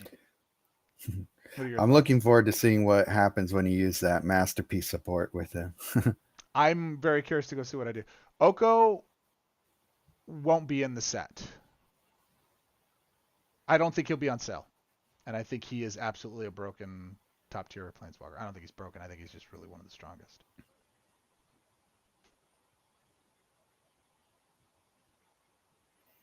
I don't know. I don't remember how far back the cutoff is for new I'm just walkers in the anything sale. in this year, anything in this calendar year, I'd pretty much just assume is not going to be in there, and then if it is, it's a surprise. Hmm. Okay. That's what I'd be willing to bet. I'll bet you a Coke. What do you drink? You drink Coke? You snort Coke or you Sure. smoke weed? This is a family show. What are you talking about? We don't do drugs. Say no to drugs, kids. So you stay in school, do your homework. Buying a mono PMA Planeswalker is cheaper than buying the PMA card that comes free in its custom deck. Yeah, yeah, for That's sure. true. Yeah, It's a good for point. sure. MTGPQ, and for anybody here that doesn't have Galta, okay? Every time you get 1,000 crafting orbs, you go to the booster crafting section and you craft a rare from OTJ. That's where it is, right? OTJ? No, it's Caverns of Oh, Ixalan. Lost Caverns of Ixalan, LCI. Yeah. You go Don't spend craft. them at OTJ if you want Galta. No, go. Yeah, that's the opposite of what that's me trying to nerf the field. Yeah. Everyone should have Galta. It's rare, and you should be using your crafting orbs on rares anyways. That should be the only thing you're using them for until you have all the rares, and then go get the mythics and masterpieces, or the mythics rather. Okay. Hmm. So do yourself a favor, grind all the crafting orbs you can, and go buy a premium pack from the newest set. Even if you already have most of the cards, and go get the double, the 1.5x duplicates. Go get a bunch of cards. Have a good chance of pulling some of the best cards in the game right now, right? Amazing. But True. go craft Galta. If you're running green and you like green at all, you're not playing green unless you have Galta. It's just like Mythical Teachings. We started this off. Mythical Teachings is a static 10th card in all of my decks that are blue and black. If you're running Hmm. green, Galta's the same thing. Thoughts, Maynard? Um, you mean as far as like Galta goes, or Just what? the standard matter, and it's just my thoughts on planeswalkers. Uh, Is there any planeswalker on your list now that monocolored that you think is like choice? Like, oh, this is what people should, or maybe that's underserved. People aren't paying attention to right now. I mean, I feel like we talked about the best ones already. Talk about Jace. Let me look at my Okay, any and color or just green. whatever. Let me look at. Let me bring it Actually, I up should have here on known my this. end. So I've been talking a lot about Jace. If you guys aren't familiar with which Jace we're talking about, Jace Reawakened is, I call him Jashiok because he's Jace and he's Ashiok, so Jashiok. Um, but his abilities for 8 mana, loyalty rather, 8 loyalty, discard the last card from your hand, gain X mana. X is the base cost of that discarded card. Stupid. That's just insane. My only complaint there is you don't get a draw. So if you're low on hand, Yeah. you got to build draw into your build, which blue is easy to do that with. So do it. Right. Exactly. Yeah. Right? You do that. That's what you need to do. But that's insane. So you play this incentivizes you to play with heavier casting cost cards, like Aegis, Assimilation Aegis, right? And you just ditch Right. it and get that much mana, 20 something mana in your hand. Second one, this one I use a lot, Memory Reversal. It's only one loyalty more than the base. For 9 Oh loyalty, yeah. return up to one Cheap. random opposing support to their owner's hand. This effect can affect vanguards. Then return the first, in addition, that's period hard stop. Separate from that, return the first opposing creature to their owner's hand, then increase the cost of those cards by 6. New Elspeth is freaking believable. I'm gonna have to take a look at that one because I wasn't impressed with New Elspeth, but I'll look again. So that's the secondary ability. Good removal. I will say this is slow when you're behind. So if it's Galta and they just cascade into a bunch of stuff and they have like 5 things on the board, this Hmm. isn't good enough. So you need to have some type of removal. I like Kidnap or Aegis to take one of their Hmm. things. I then use Runaway Together to bounce one of their things and the thing I took from them. So that's a nice little synergy there. Blue has so much trickery and fun and shenanigans that you never feel like you're ever really behind. Confiscate could be something that's added into this that I haven't played with yet. And that becomes a natural, Hmm. like, you're beating me with that thing. I'll just take your thing. Thank you. They're not running vanguards unless I'm facing Guff, so I don't really worry about it. I'll just get the one thing. And then finally, my favorite double barrel shotgun, telepathic shotgun blast. 17 loyalty, drain all mana from your opponent's hand. Okay, fair. That's neat. It's pretty oppressive, frankly. But then deal X Hmm. damage to your opponent's Planeswalker. X is 45 minus the amount of mana drained from their hand this way. Exile the last 2 cards from your hand, then those first 2 cards in your exile gain plot 6 and the plotted emblem. So I strategically take 2 cards and put that I want to cast and I put them in my exile. And then I do Hmm. this, and then it takes 2 cards from hand, or it takes 0 cards from hand, and the end of turn it brings 2 cards back to hand, filled mana. The only downside to this is if you have cards that have full mana, it's going to take those cards anyways. It would be nice if it was Right. a May. If it was a May for 17, I think that would be Hmm. awesome. That would be awesome because I want to cast those cards and I For can't sure. this turn unless I get a double swap, right? Which there's not a lot Yeah. of swap extras, and that's intentional, I think, by Webcore too. Um, Oh yeah. They haven't given us any. Well, no, maybe like 1 or 2 extra swap cards. I don't There's think we like have any, do we? In standard? there's that masterpiece from that comes in the coalition victory pack. What's it Oh called? yeah, yeah, Time warp or something like that? yeah.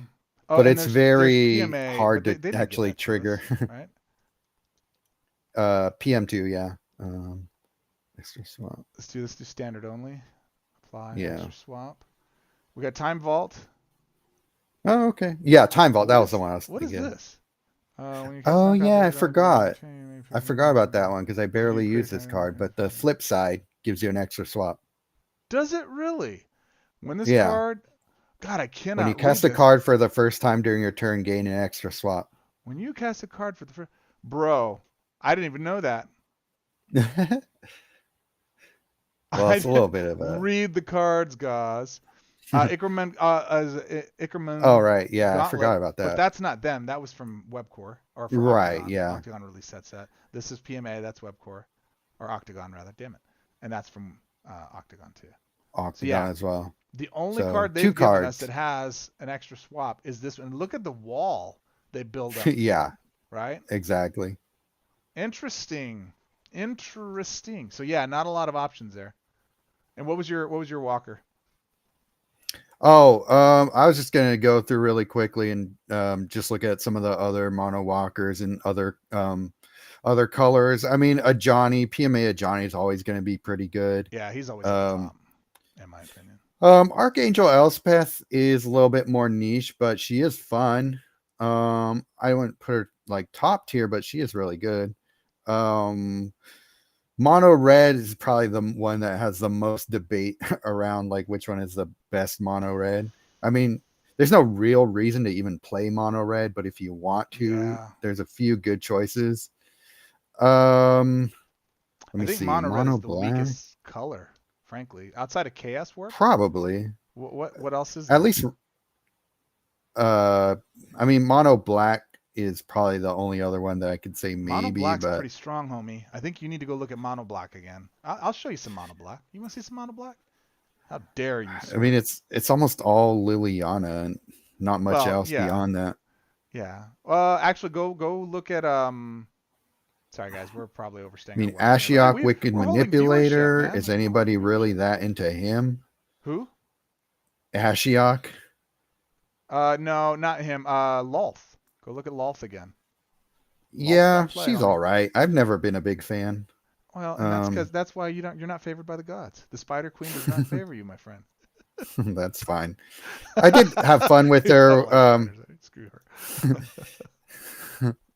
I did have fun with her building like spider and insect themed decks lately with the Bloomborough stuff. Hmm. But she's all right. I would say Liliana of the Dark Realms is my favorite. Oh, same. She's insane good. She's so good. Liliana Touched by Death is kind of underrated. I like her first ability because it's just easy graveyard fill and you could do everything you want with Yeah. that. The For rest of her six. For six yeah, too. the rest of her abilities suck, but I was gonna show you my that one's deck cool. for um Lil X. So Archpriest, Gitrog, Atraxa, Breach, Rite of the Moth, Sunken Citadel, Rush, Leyline, Demolition Field, and Tyvar. It's mono black. I think I was actually doing like a Satoru deck with her. Yeah. I I have a have a Satoru Satoru built with Judith. her too. I got Satoru Judith, Necrogen Lively Dirge. I got Tribute and Midnight Snack in mine. Yeah, I haven't updated this at That's really all. fun. I haven't updated this at all. Molten Collapse um is a black spell as long as red. I keep forgetting that oh yeah. it's black and red. That's as far as removal is concerned, that's like one of the best removal spells in the game right now. God, if they Standard. updated Ob Nixilis's mana bonuses, he'd probably be worth playing. Yeah. Because he's got a very unique win con. Hand hate But is in there. Valiana, thoughts? I She's super mean, mid what to else me. needs to be said about her at She's this super point? mid. But I mean, she wins games in a very cheesy Yeah. way, but I just don't really like playing her that much. No, her third is strong. Mainly because I don't like facing her that much either. But Yeah. um, I just think she's mid. Her third is strong. I'm not going to argue that. Her second one's strong too. But they're 19 and 25. It's like it's so expensive. right, And you got to get into them in order to stay in them, right? And then she right, snowballs. But if she doesn't get there, she's just not. It's difficult to get there, and yeah, especially with as fast as the meta is now. There's not an. I'll tell you one thing: there isn't enough in black. There's not enough black conversion in mono black, hmm and there's not enough loyalty ramp in mono black. There's not like yeah. a That's why I pretty Steep much rely Ghostfire. on Ripples of Undeath for for every Black Walker I Yeah, use I don't think for that reason. I have that, but Oh, I'll double really? check. Yeah. That's kind of a game changer for Black Planeswalkers that you really use their abilities for. So Hmm. there's no way I'm not using Ripples of Undeath in the Liliana of the I Veil don't deck think I because have it not either. only is it gaining you loyalty, but it's damaging them. Um, it's making them lose life if she has her Veil token down because it's destroy the first seven Yeah. cards of your opponent's library at the end of your turn, Nope, I don't which have it. is great for Yeah. her. Still chasing it. But yeah, that's what I gotta say about That's all I have to say about that. that. Yeah, I was just trying to think if there were any other mono walkers I wanted to talk about, but I no, do. I'm good. MTGPQ mentioned Elspeth. I want to take a look at Elspeth real quick, and then we can probably wrap this puppy up. I know you're probably over time. The last couple of sets really made her a lot better for me. Yeah. Um, because you got redress fate with her, Right. so you can bring back most things from the graveyard with her. Requisition And ramp. then I forget, did we get other things? Another round is good with her too. This is, guys, Assemble if the you're not playing this players. in your white decks, this is a finisher. This is a game ender right here. This is such a strong Mm-hmm. card. It wins too fast. You have to hold it back. And because you're holding it back, it's getting powerful because it's leveling up. This card is insane if you have it and you're not playing it. And it's a rare. This is a stupid powerful card in rare. Assemble the players is another just auto include in all white decks for me, for the most part. Right. Aurelia's Vindicator is another one that if you throw things in exile, she gives you a bunch of stuff for free. Oh yeah, I Rite should of the say. Moth is great. Rite of the You Moth. can use Yep. it in white. It's great for her because she puts things in the grave Yep. herself. You don't have to rely on cards for that. Although I'm you can using put Exalted Master Angel, of but Keys in that deck too. yeah. Um, Yeah, I but haven't yeah, updated there's with just some a white lot of. creatures. There's a lot of stuff you can do with it. Go into the Discord, MTGPQ, and post your deck. I think you did already, but do it again. Go post it in there and tag me in it. Let me see it. What's his name on there on I don't know. What's Discord? your name Actually, in Discord, MTGPQ? Let's see. What was I gonna say? Oh, creatures. Boop, boop, boop. We'll go rare too. And again, for me, white is almost always Aurelia the Law above. I just throw it in there and everything. I like Sire of the hmm Seven Deaths. The more I play with it, the more I like it. What's your thoughts on Sire? I haven't used it a lot. It's a good card. I just haven't. Is it an It's an exclusive? I exclusive. think It's an exclusive. Yeah. that's why I haven't really tried to do a lot with it because I It's always really get good. tripped up Oh, it's and put Wolfie. it in What's up, Wolfie? places I shouldn't do when Yeah, I. Sire is really good if you can get it reinforced. So that's why if you get another round, that one's just Mm, solid. hmm Master of Yeah, Keys, no, I it's forgot a about that. really solid body. It's one of those like kind of classic Eldrazi's that you could just like slot into everywhere Yeah, that are that you just need a nice big creature for. So yeah, for sure. yeah, it is a good card. I just haven't used it much because I don't know when it goes on sale or anything. This is another one, Phyrexian Vindicator. It's kind of an auto staple. It's like my Rakdos. Oh yeah. It's a white answer to Rakdos for the most part, except hmm that Rakdos is 6/6. So if you attack and defend with this, you got to block it and then hit him with the damage you dealt with it to kill him before he yeah. kills you. But the Right. challenge with Rakdos is when he hits the board, he doesn't have to do anything. That's the only thing that makes him OP. Exactly. He Right. kills a thing just for being on the board. I think if they were to Exactly. nerf him, just change that and then he's fine. Everything else we can live Right. with. Give me a turn to do something. But even then, I Yeah. don't want you to nerf it. I think it's fine.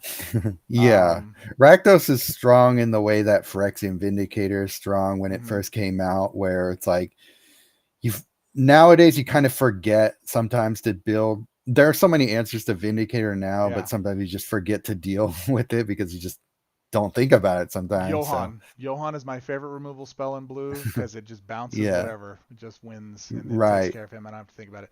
Danitha Benalia's Hope is an absolute staple card still, and it will be until it rotates out next year, I think. And the hmm reason for that is Yep. because of Aegis. Yeah. It will You just fetch fetch an Aegis. Aegis for Fetch a you for Kidnap if you don't have Aegis yet, too. yeah. Kidnap is I don't have Aegis in here. Hmm. That's well, I don't run Danitha either, so whenever I run Oh, Danitha, okay. it's Aegis or Kidnap, one of those two, and that works just great. And then Get Rog, and then wash, rinse, repeat, snag and sack, Plus that baby. full art is sweet. Isn't that a beautiful card? Look at that. Oh yeah. Bask in the One of my glory that is the favorites. Danitha Benalia's Hopes full on. Like I had this one already, and I'm like, I don't care. This art is so good, I had to get it. That is Yeah. beautiful. That is beautiful. All right, what else is in white? So Danitha is great. In mono white? That's a good question actually. I haven't played enough with Vahane Goldwaker to Oh, see if he's he's good or cool. not. I mean, like, Kilroy's a big fan. yeah, I do like Yeah, he might Volstrom. have more ideas for you than I do. Volstrom Angel Voltstorm? is PM2, and it's good. It's really good. I'm trying not to master it. I'm waiting till the very last second so I can master it when it's like master 5 or more rare cards. Get 600 XP. Overlord of the Mistmoors is a pretty good Overlord of the creature Mistmoors. for token generation. Overlord of the Mistmoors. How much does he cost? Let me just search it. Uh 20, but it has that impending thing, so it gets on the board faster than 20.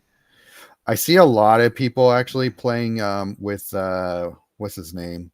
Selvala, the one that makes tokens and converts gems. Mm-hmm. See that one a lot. Moonshaker used to see a lot more than I do now, but it's still a pretty good card. I don't like Selvala. At the end of your turn, convert 7 gems to match color. That's good.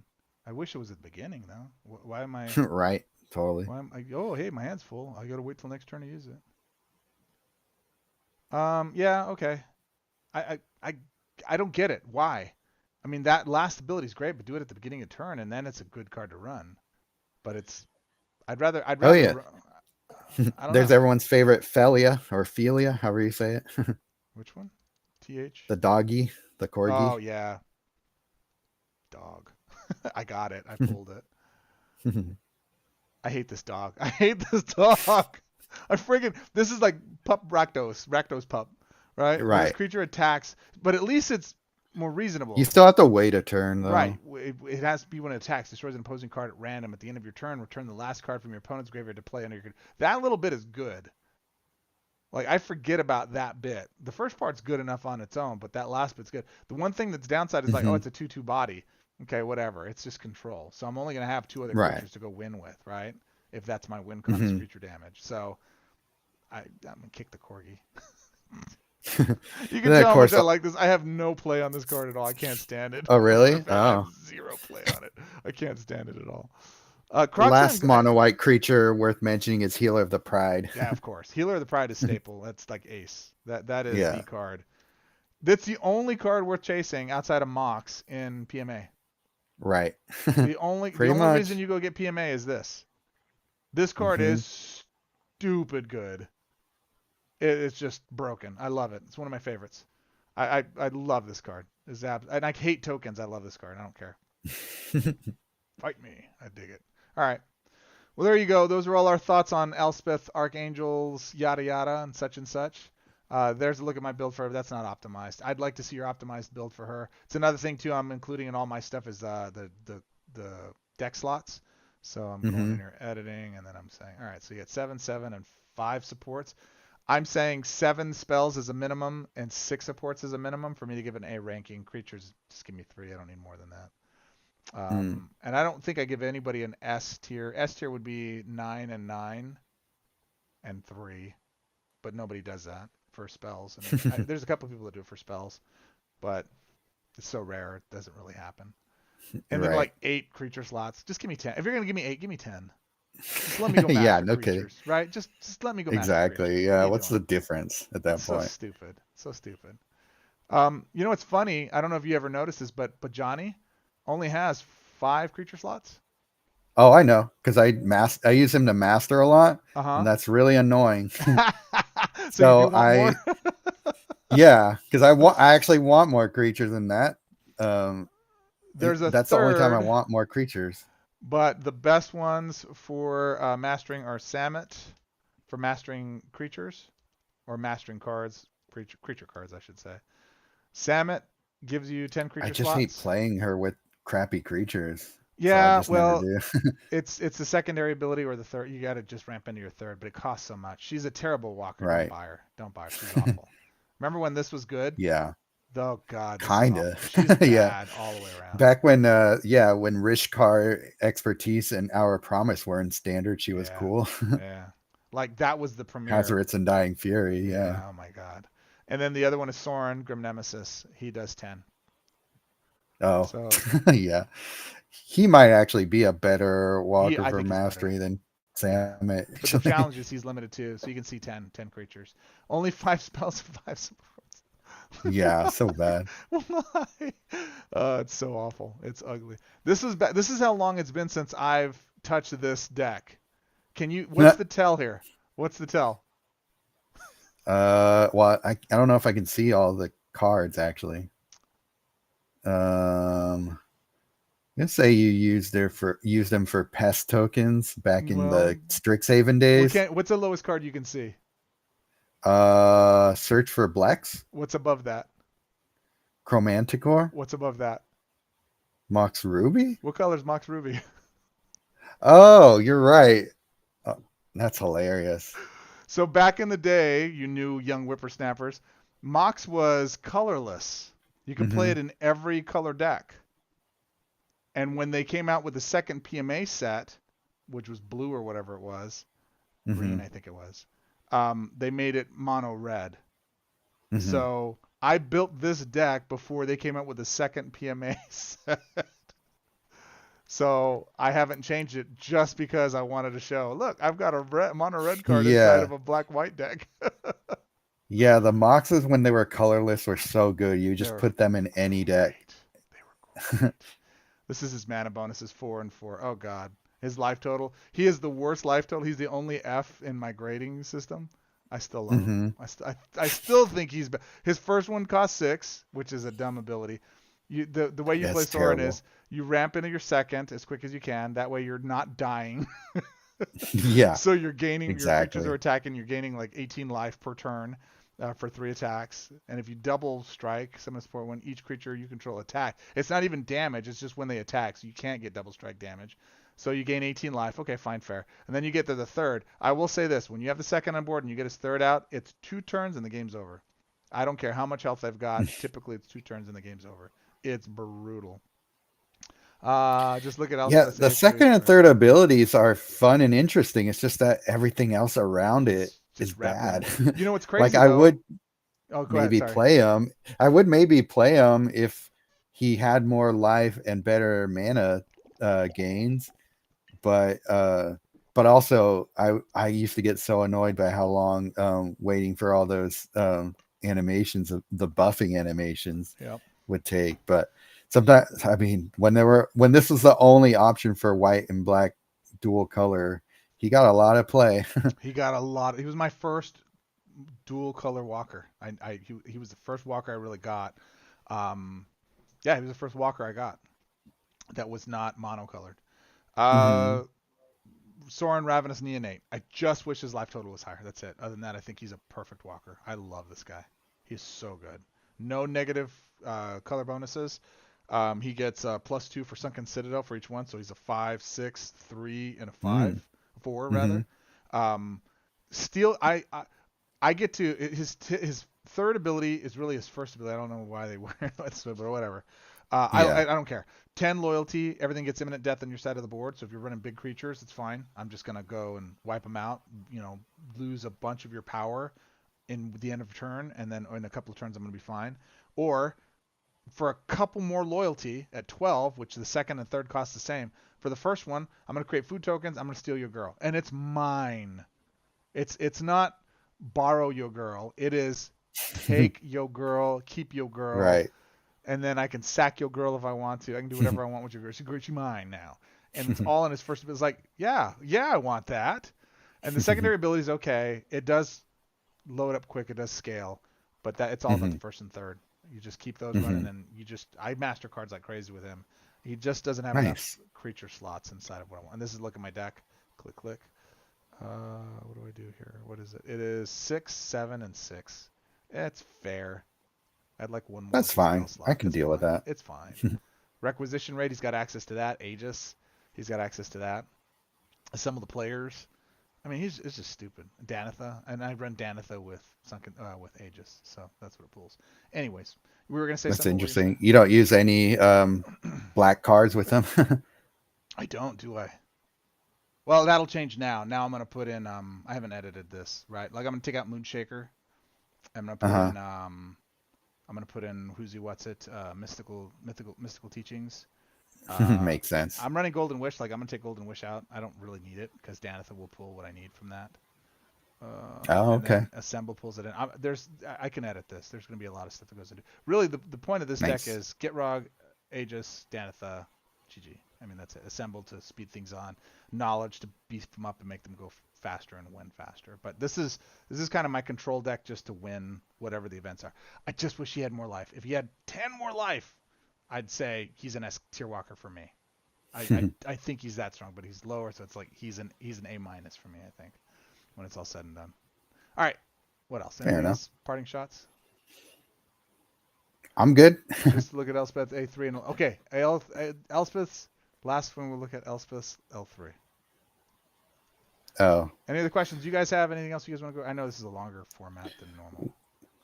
How about you spell it correctly? what's their question about He just Elspeth wants us to look L3? at. He wants us to look at it, Oh, what about it? just to acknowledge how awesome it is. I mean, it's fine. Well, let's go look. I don't remember. All right, It's destroy a all board creatures. wipe, Oh, which you know okay. how I feel For about 12, those. yeah, destroy all creatures, and this is period, so it's yours too. Return the first creature with the greatest mana value from your graveyard to the battlefield under your control with its reinforcement. So, okay, if there were a white Galta, right? Yeah. Fine, I'm in. What's the biggest creature that you get in white? Um, 12/12 for Galta. in white. I should just do this. Well, Galta's 15, but Well, no, other Galta. So which one? Progenitus, Oh, that Progenitus is Galta. 13/13.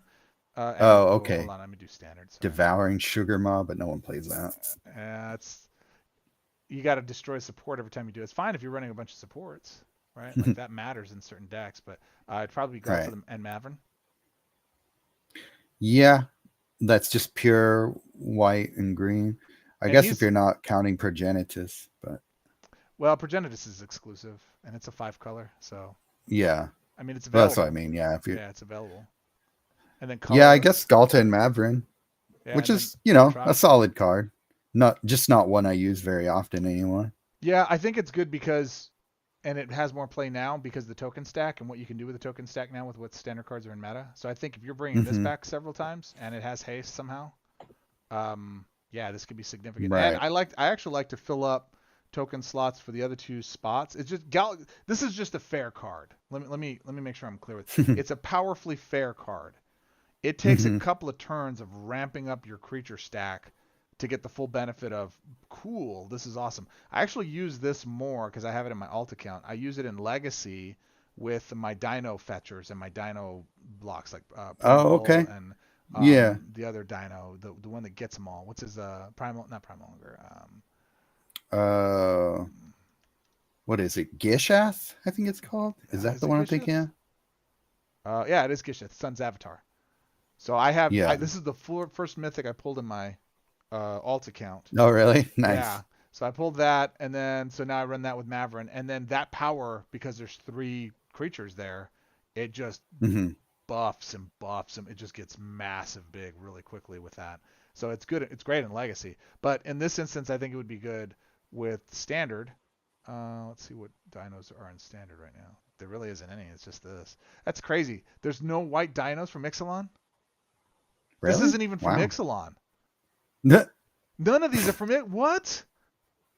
That's hilarious. That What? is the biggest fail I have ever seen in a set. I got it. Hey, you paper players, you arena kids, you arena boys, go out there and figure out if there are dinos in Ixalan, in LCI. Because if there's not, if there is an empty and Webcore didn't bring them in, deduction. You guys lost massive. Every color needs a dinosaur and a good one. Right? Ridiculous. Yeah. Ridiculous. Anyways, I digress. All right, we got to wrap this up. I got to bounce. Yeah. Hold up. All right. So with that said, anything else you want to say in final parting here? So I have a couple things, but I'll let you speak first. No, I'm all right. Awesome. Good. Hey guys, I know this was a little more informal. You can put any huge colorless Eldrazi. Yeah, you can put the Eldrazi in there too. I don't know. It's just one of those things where it's like I like white to be mono white, and you can put the Eldrazi in there, but I can put them anywhere. And her ability to fetch them out is strong. I'm clicking the wrong thing. Her ability to fetch them out is really really strong. You get the 12/12, and again, when Progentinus comes around, when this card is destroy all gems, then return the card with from your graveyard to your hand. So this comes back to your hand. It's 25. It's all colors. Like this is the kind of thing that it's a 13/13. My upset with this is it doesn't have reach. That's dumb. Look at him. Where is his head? He's practically tasting stardust. He doesn't have reach. Get out of here. That's dumb. This guy is insanely silly. She's great. She should have reach. All dinos should have reach. It's just the way it is. This one's great. Emrakul, the world anew, is great because she's still your girl. So not only is she a Hmm. big body, she's cheaper than those others by 5. Flying and hexproof, and I don't like, ingest. I just still don't like it. But her, she's a 12/12 in the air, and I get to snatch your stuff if I have room on my side of the board. So I think she's Hmm. probably your fairest bet. And then after that, it's, I think Galta and Mavrin do more, though, in my opinion. They're not flying and they don't have reach, but they do some things. Hagerback is fine. Cityscape Leveler is probably your really best play. When you cast this creature or this creature attacks, destroy your opponent's last creature. If you can't destroy an opposing support, this is Rakdos. People aren't playing with this. Yeah. Cityscape has buried too, so you can It's bring it brutal. out from the graveyard. The only So that's cool. salvage to that is that it exiles it from hand. So people aren't playing. Everybody's complaining about Rakdos. This is stronger. I think So it's cheaper too. original pain in the ass, yeah. Yeah, yeah. People just stopped playing it because it was. I don't know why they like I Rakdos. mean, I I think. still see plenty of people play this card, but Yeah, um, yeah, I think probably just because it's 24 mana instead of what it's Rakdos 16. I have no idea. I think so. Is he that cheap? That's He's like busted. 16 or 17, Oh, yeah. this is all white. Sorry. Right. You guys confirm. Put it in the Discord or the server. Yeah. Anyways, we won't go on from there. There you go. There definitely were. They even had Jurassic Park cards released in LCI in paper. Have you been playing the PMA Moxes less over? I don't play the PM. I don't play the Moxes at all. Do you play the Moxes? Sometimes, way less than I used to. Never play I them. just don't need them that much anymore. No, you don't. When the meta was 2 years, you needed them. They helped cheat stuff out a lot faster. But in the Yeah. 3 year meta and so much conversion and all the good cards that we have out there, there's just no assemble the players, connecting the dots, vindicators. You Right. just got so many different ways to cheat cards out. It, it's Totally. it's there's just not. It's not. I don't play with them at all. Like when I say at all, I literally mean at all. It's a waste of a space in a deck slot for me. It's completely worthless. There's a lot of other better cards to run instead of that. But if you're newer and you pull it and you think, oh, it's not that good, no, bro, it's life changing. It will it will renovate and revigorate your entire playstyle. Run them. I'm saying when you have all the cards, when you've got the right cards, Galta being one of them, it's just you don't need it. It just gets in the way. Right. It gives you less. There's either gas or win, right? It's gas to win. hmm That's it. And some removal to control, but that's it. What do you think? Yeah, when you get in the higher level of competition, you want more sure things. So a Mox might end up in a space that you can't trigger the mana field for whatever reason. So it sometimes it sits dead on the field without it giving you any benefit. Whereas, like, if you're using, like, say, for example, you're using Mox Emerald to try and cheat a Temp with Discovery out, uh, it's a fine strategy. But if you have Mystical Teachings instead, you could just play that and get it out, like, automatically. Yeah. So it's just a difference between something that you kind of gamble with sometimes versus a sure bet. And for me, in this game, sure bets are just always going to be better than gambles. Right? Isn't this a game of small percentages that win? Right? It's not necessarily about I can the lower odds of pulling a thing off, the jankier it is. I love jank. Right. Don't get me wrong, guys. I love Yeah. me a good jank deck.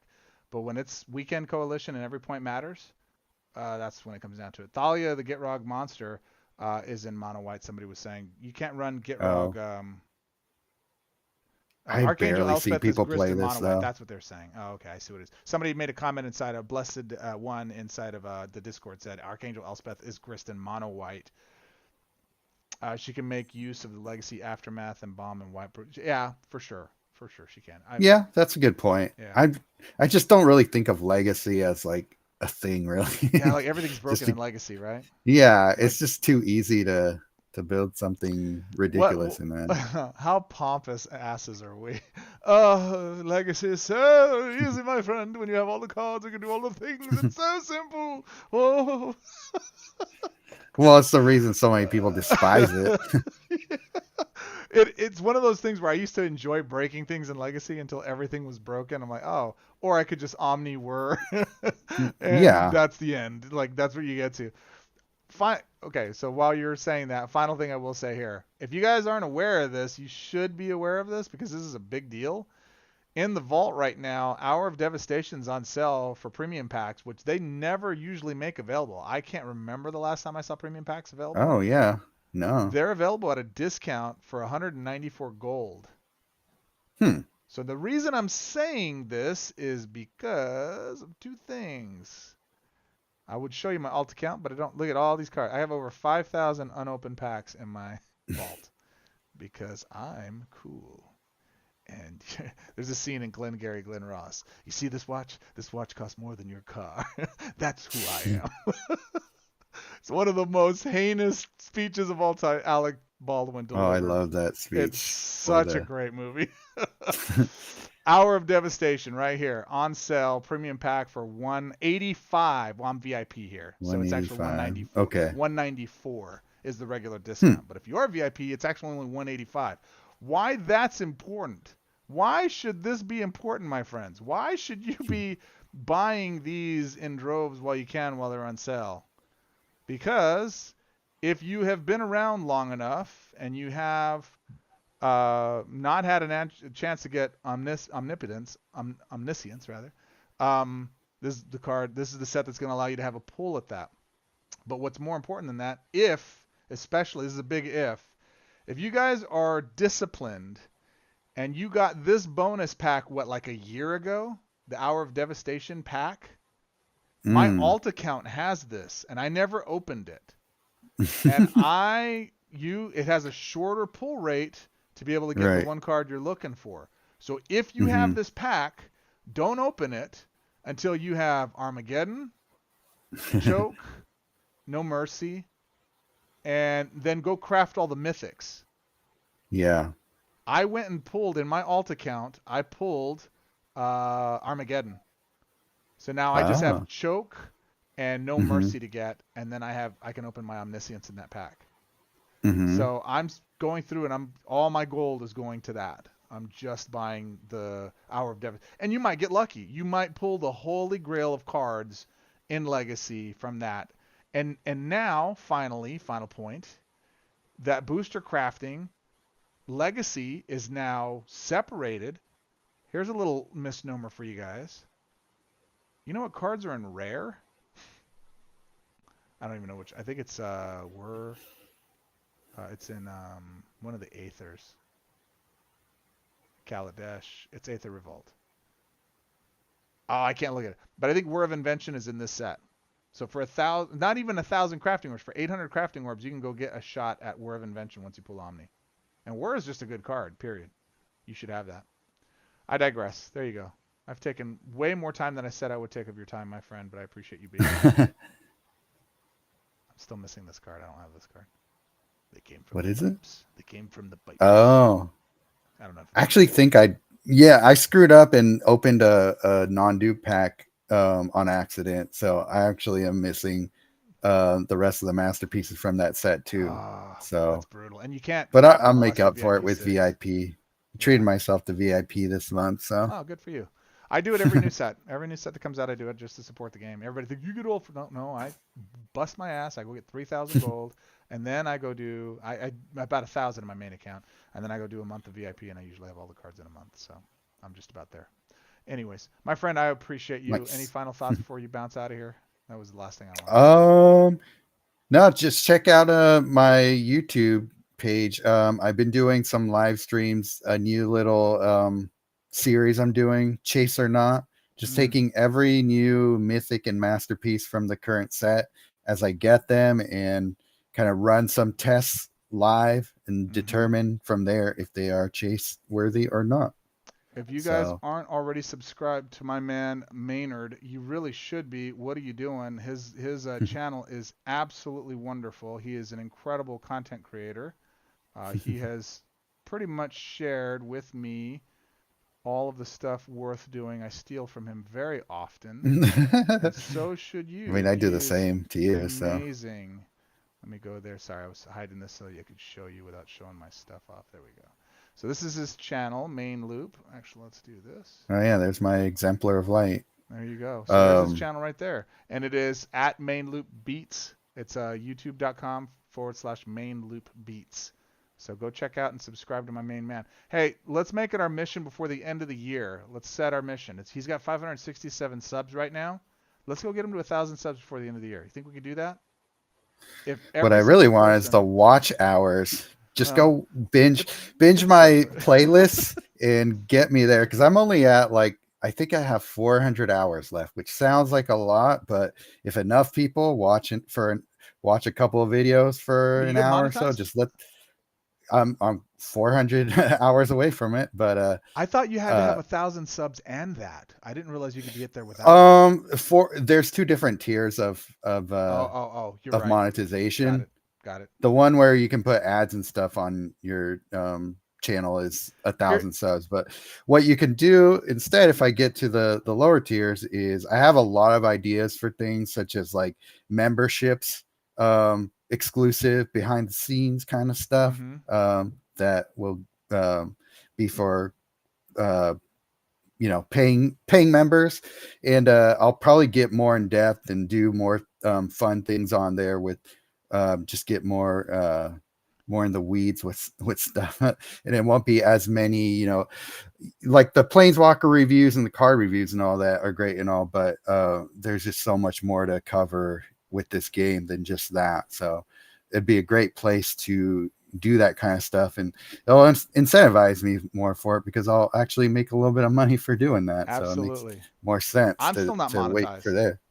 I'm still not monetized. Really? Yeah, Maybe I you just need more qualify. watch hours. I do need more watch hours. I need a lot more watch, but that's on me because I need to produce more content, and I just don't have time. So I don't want to ever Yeah, waste your fair enough. guys' time with creating content that's not it. You know what I mean? I want to make sure that I'm producing content that you guys enjoy, that you find entertaining. Hopefully you guys enjoy it, and if you do, comment, like, subscribe. Do me a favor, go and subscribe to my main man Maynard. He's absolutely awesome. And I appreciate. Make a playlist for your channel for like all standard videos or all Planeswalker reviews, so it's easy to binge in the background. That's another thing I do with all of the content creators. I'll put their Hmm. videos and I'll either put them really low and or I'll watch them a few times over, and I'll mute them and Nice. just have it playing. I have 3 monitors. I'll just have it playing while I'm doing whatever I'm doing, and just why not? It's not hurting me any, and it gives them the view Right. times that they need. And but Yeah, that's awesome. YouTube knows if you mute it and you move away from the screen and your not eyeballs aren't on it on a different tab, it knows you're not watching it. So you're trying to game the system. So either have the volume Uh, up and on the next even a little bit and on the next tab, or have it yeah. up and just muted and you're just watching it. And What that's if the way it you works. uh what if you had the volume on YouTube up all the way, but you muted your browser? Would that work? That could work too. That could work too. I I have don't no know. idea. I'm I just I thinking like out listening loud. to the stuff. I like hearing. I watch everybody's stuff. You, the Hunter, Nalthazar, obviously, Paladin Robin. Who else is there? Shit, Nerd Thuggery. Whenever he puts out stuff, hopefully he'll be coming out soon, Yeah. guys. Um, Steve, obviously. Anybody else that's putting out content, I try to support as many Mhm. people as possible. I've had even people come out and say, "Oh, you need to be a YouTube content creator, and then maybe you'll get some stuff." I'm like, "Yeah, you should be a content creator, and I will promote you. Yeah, exactly. I don't care who you are. I don't care what. I don't care if you violently disagree with me. Nalthi and Yeah. I never agree on anything. Like we rarely agree on it. I don't understand why you guys like his views. His content is great. I don't know why you like his views, right? But you should still subscribe and watch his stuff because I adore the dude. And we have very different philosophies on the game. And as you guys do, you guys have very different voices. And ladies, especially you ladies out Right. there, I hate to call you guys out. The game, the content creator group needs a female voice. It needs someone female wise to come Hmm. out here and attract those other female players to this game and share your For thoughts sure. on this stuff. And don't worry about doing it well or being nobody's good the worst video you're ever going to make is the first video. I promise it'll be the worst one you make. And then the second one will be a little bit worse, less, etc. It'll get a little bit better, and eventually you're going to be good. And more important than you're going to find your own voice, and it's going to be organic and natural. People think, Right. oh, they come to me like I would speak at events and I would do this kind of stuff. Like, oh, you're just like you are in person as you are on stage. I'm like, yeah, I don't know how to be a different person. I'm this spastic all the time. I'm this goofy all the That's time. hilarious. And so it's like I'm not smart enough to pretend to be somebody else. You'll naturally find your voice and who you are and give a nice little place for you to be able to voice your opinions on this stuff. And this game is kooky and silly and fun and goofball. It's a crappy little game, but we all love it. We have so much passion for it, and I would love, love, love to see more voices in it, and I would love to support you in any way I can getting that done. Starting with my main man, Mainloop. Go subscribe to his channel. Always, my friends, I appreciate you. I know you guys could be anywhere. You chose to spend 2 hours listening to this goofball ramble on, Two but hours? this guy's Jesus. tolerating it. 2 hours and 13 and a half minutes. Oh my I God. appreciate you. You could be anywhere in the world. That's Just too spend this much time with of us here. any of I know us it's too much. in It's too one much. sitting. I'm gonna edit it down so it's just my laughing, and that'll be all that it is. Till our next quest, my friends. As always, swords up. Appreciate you.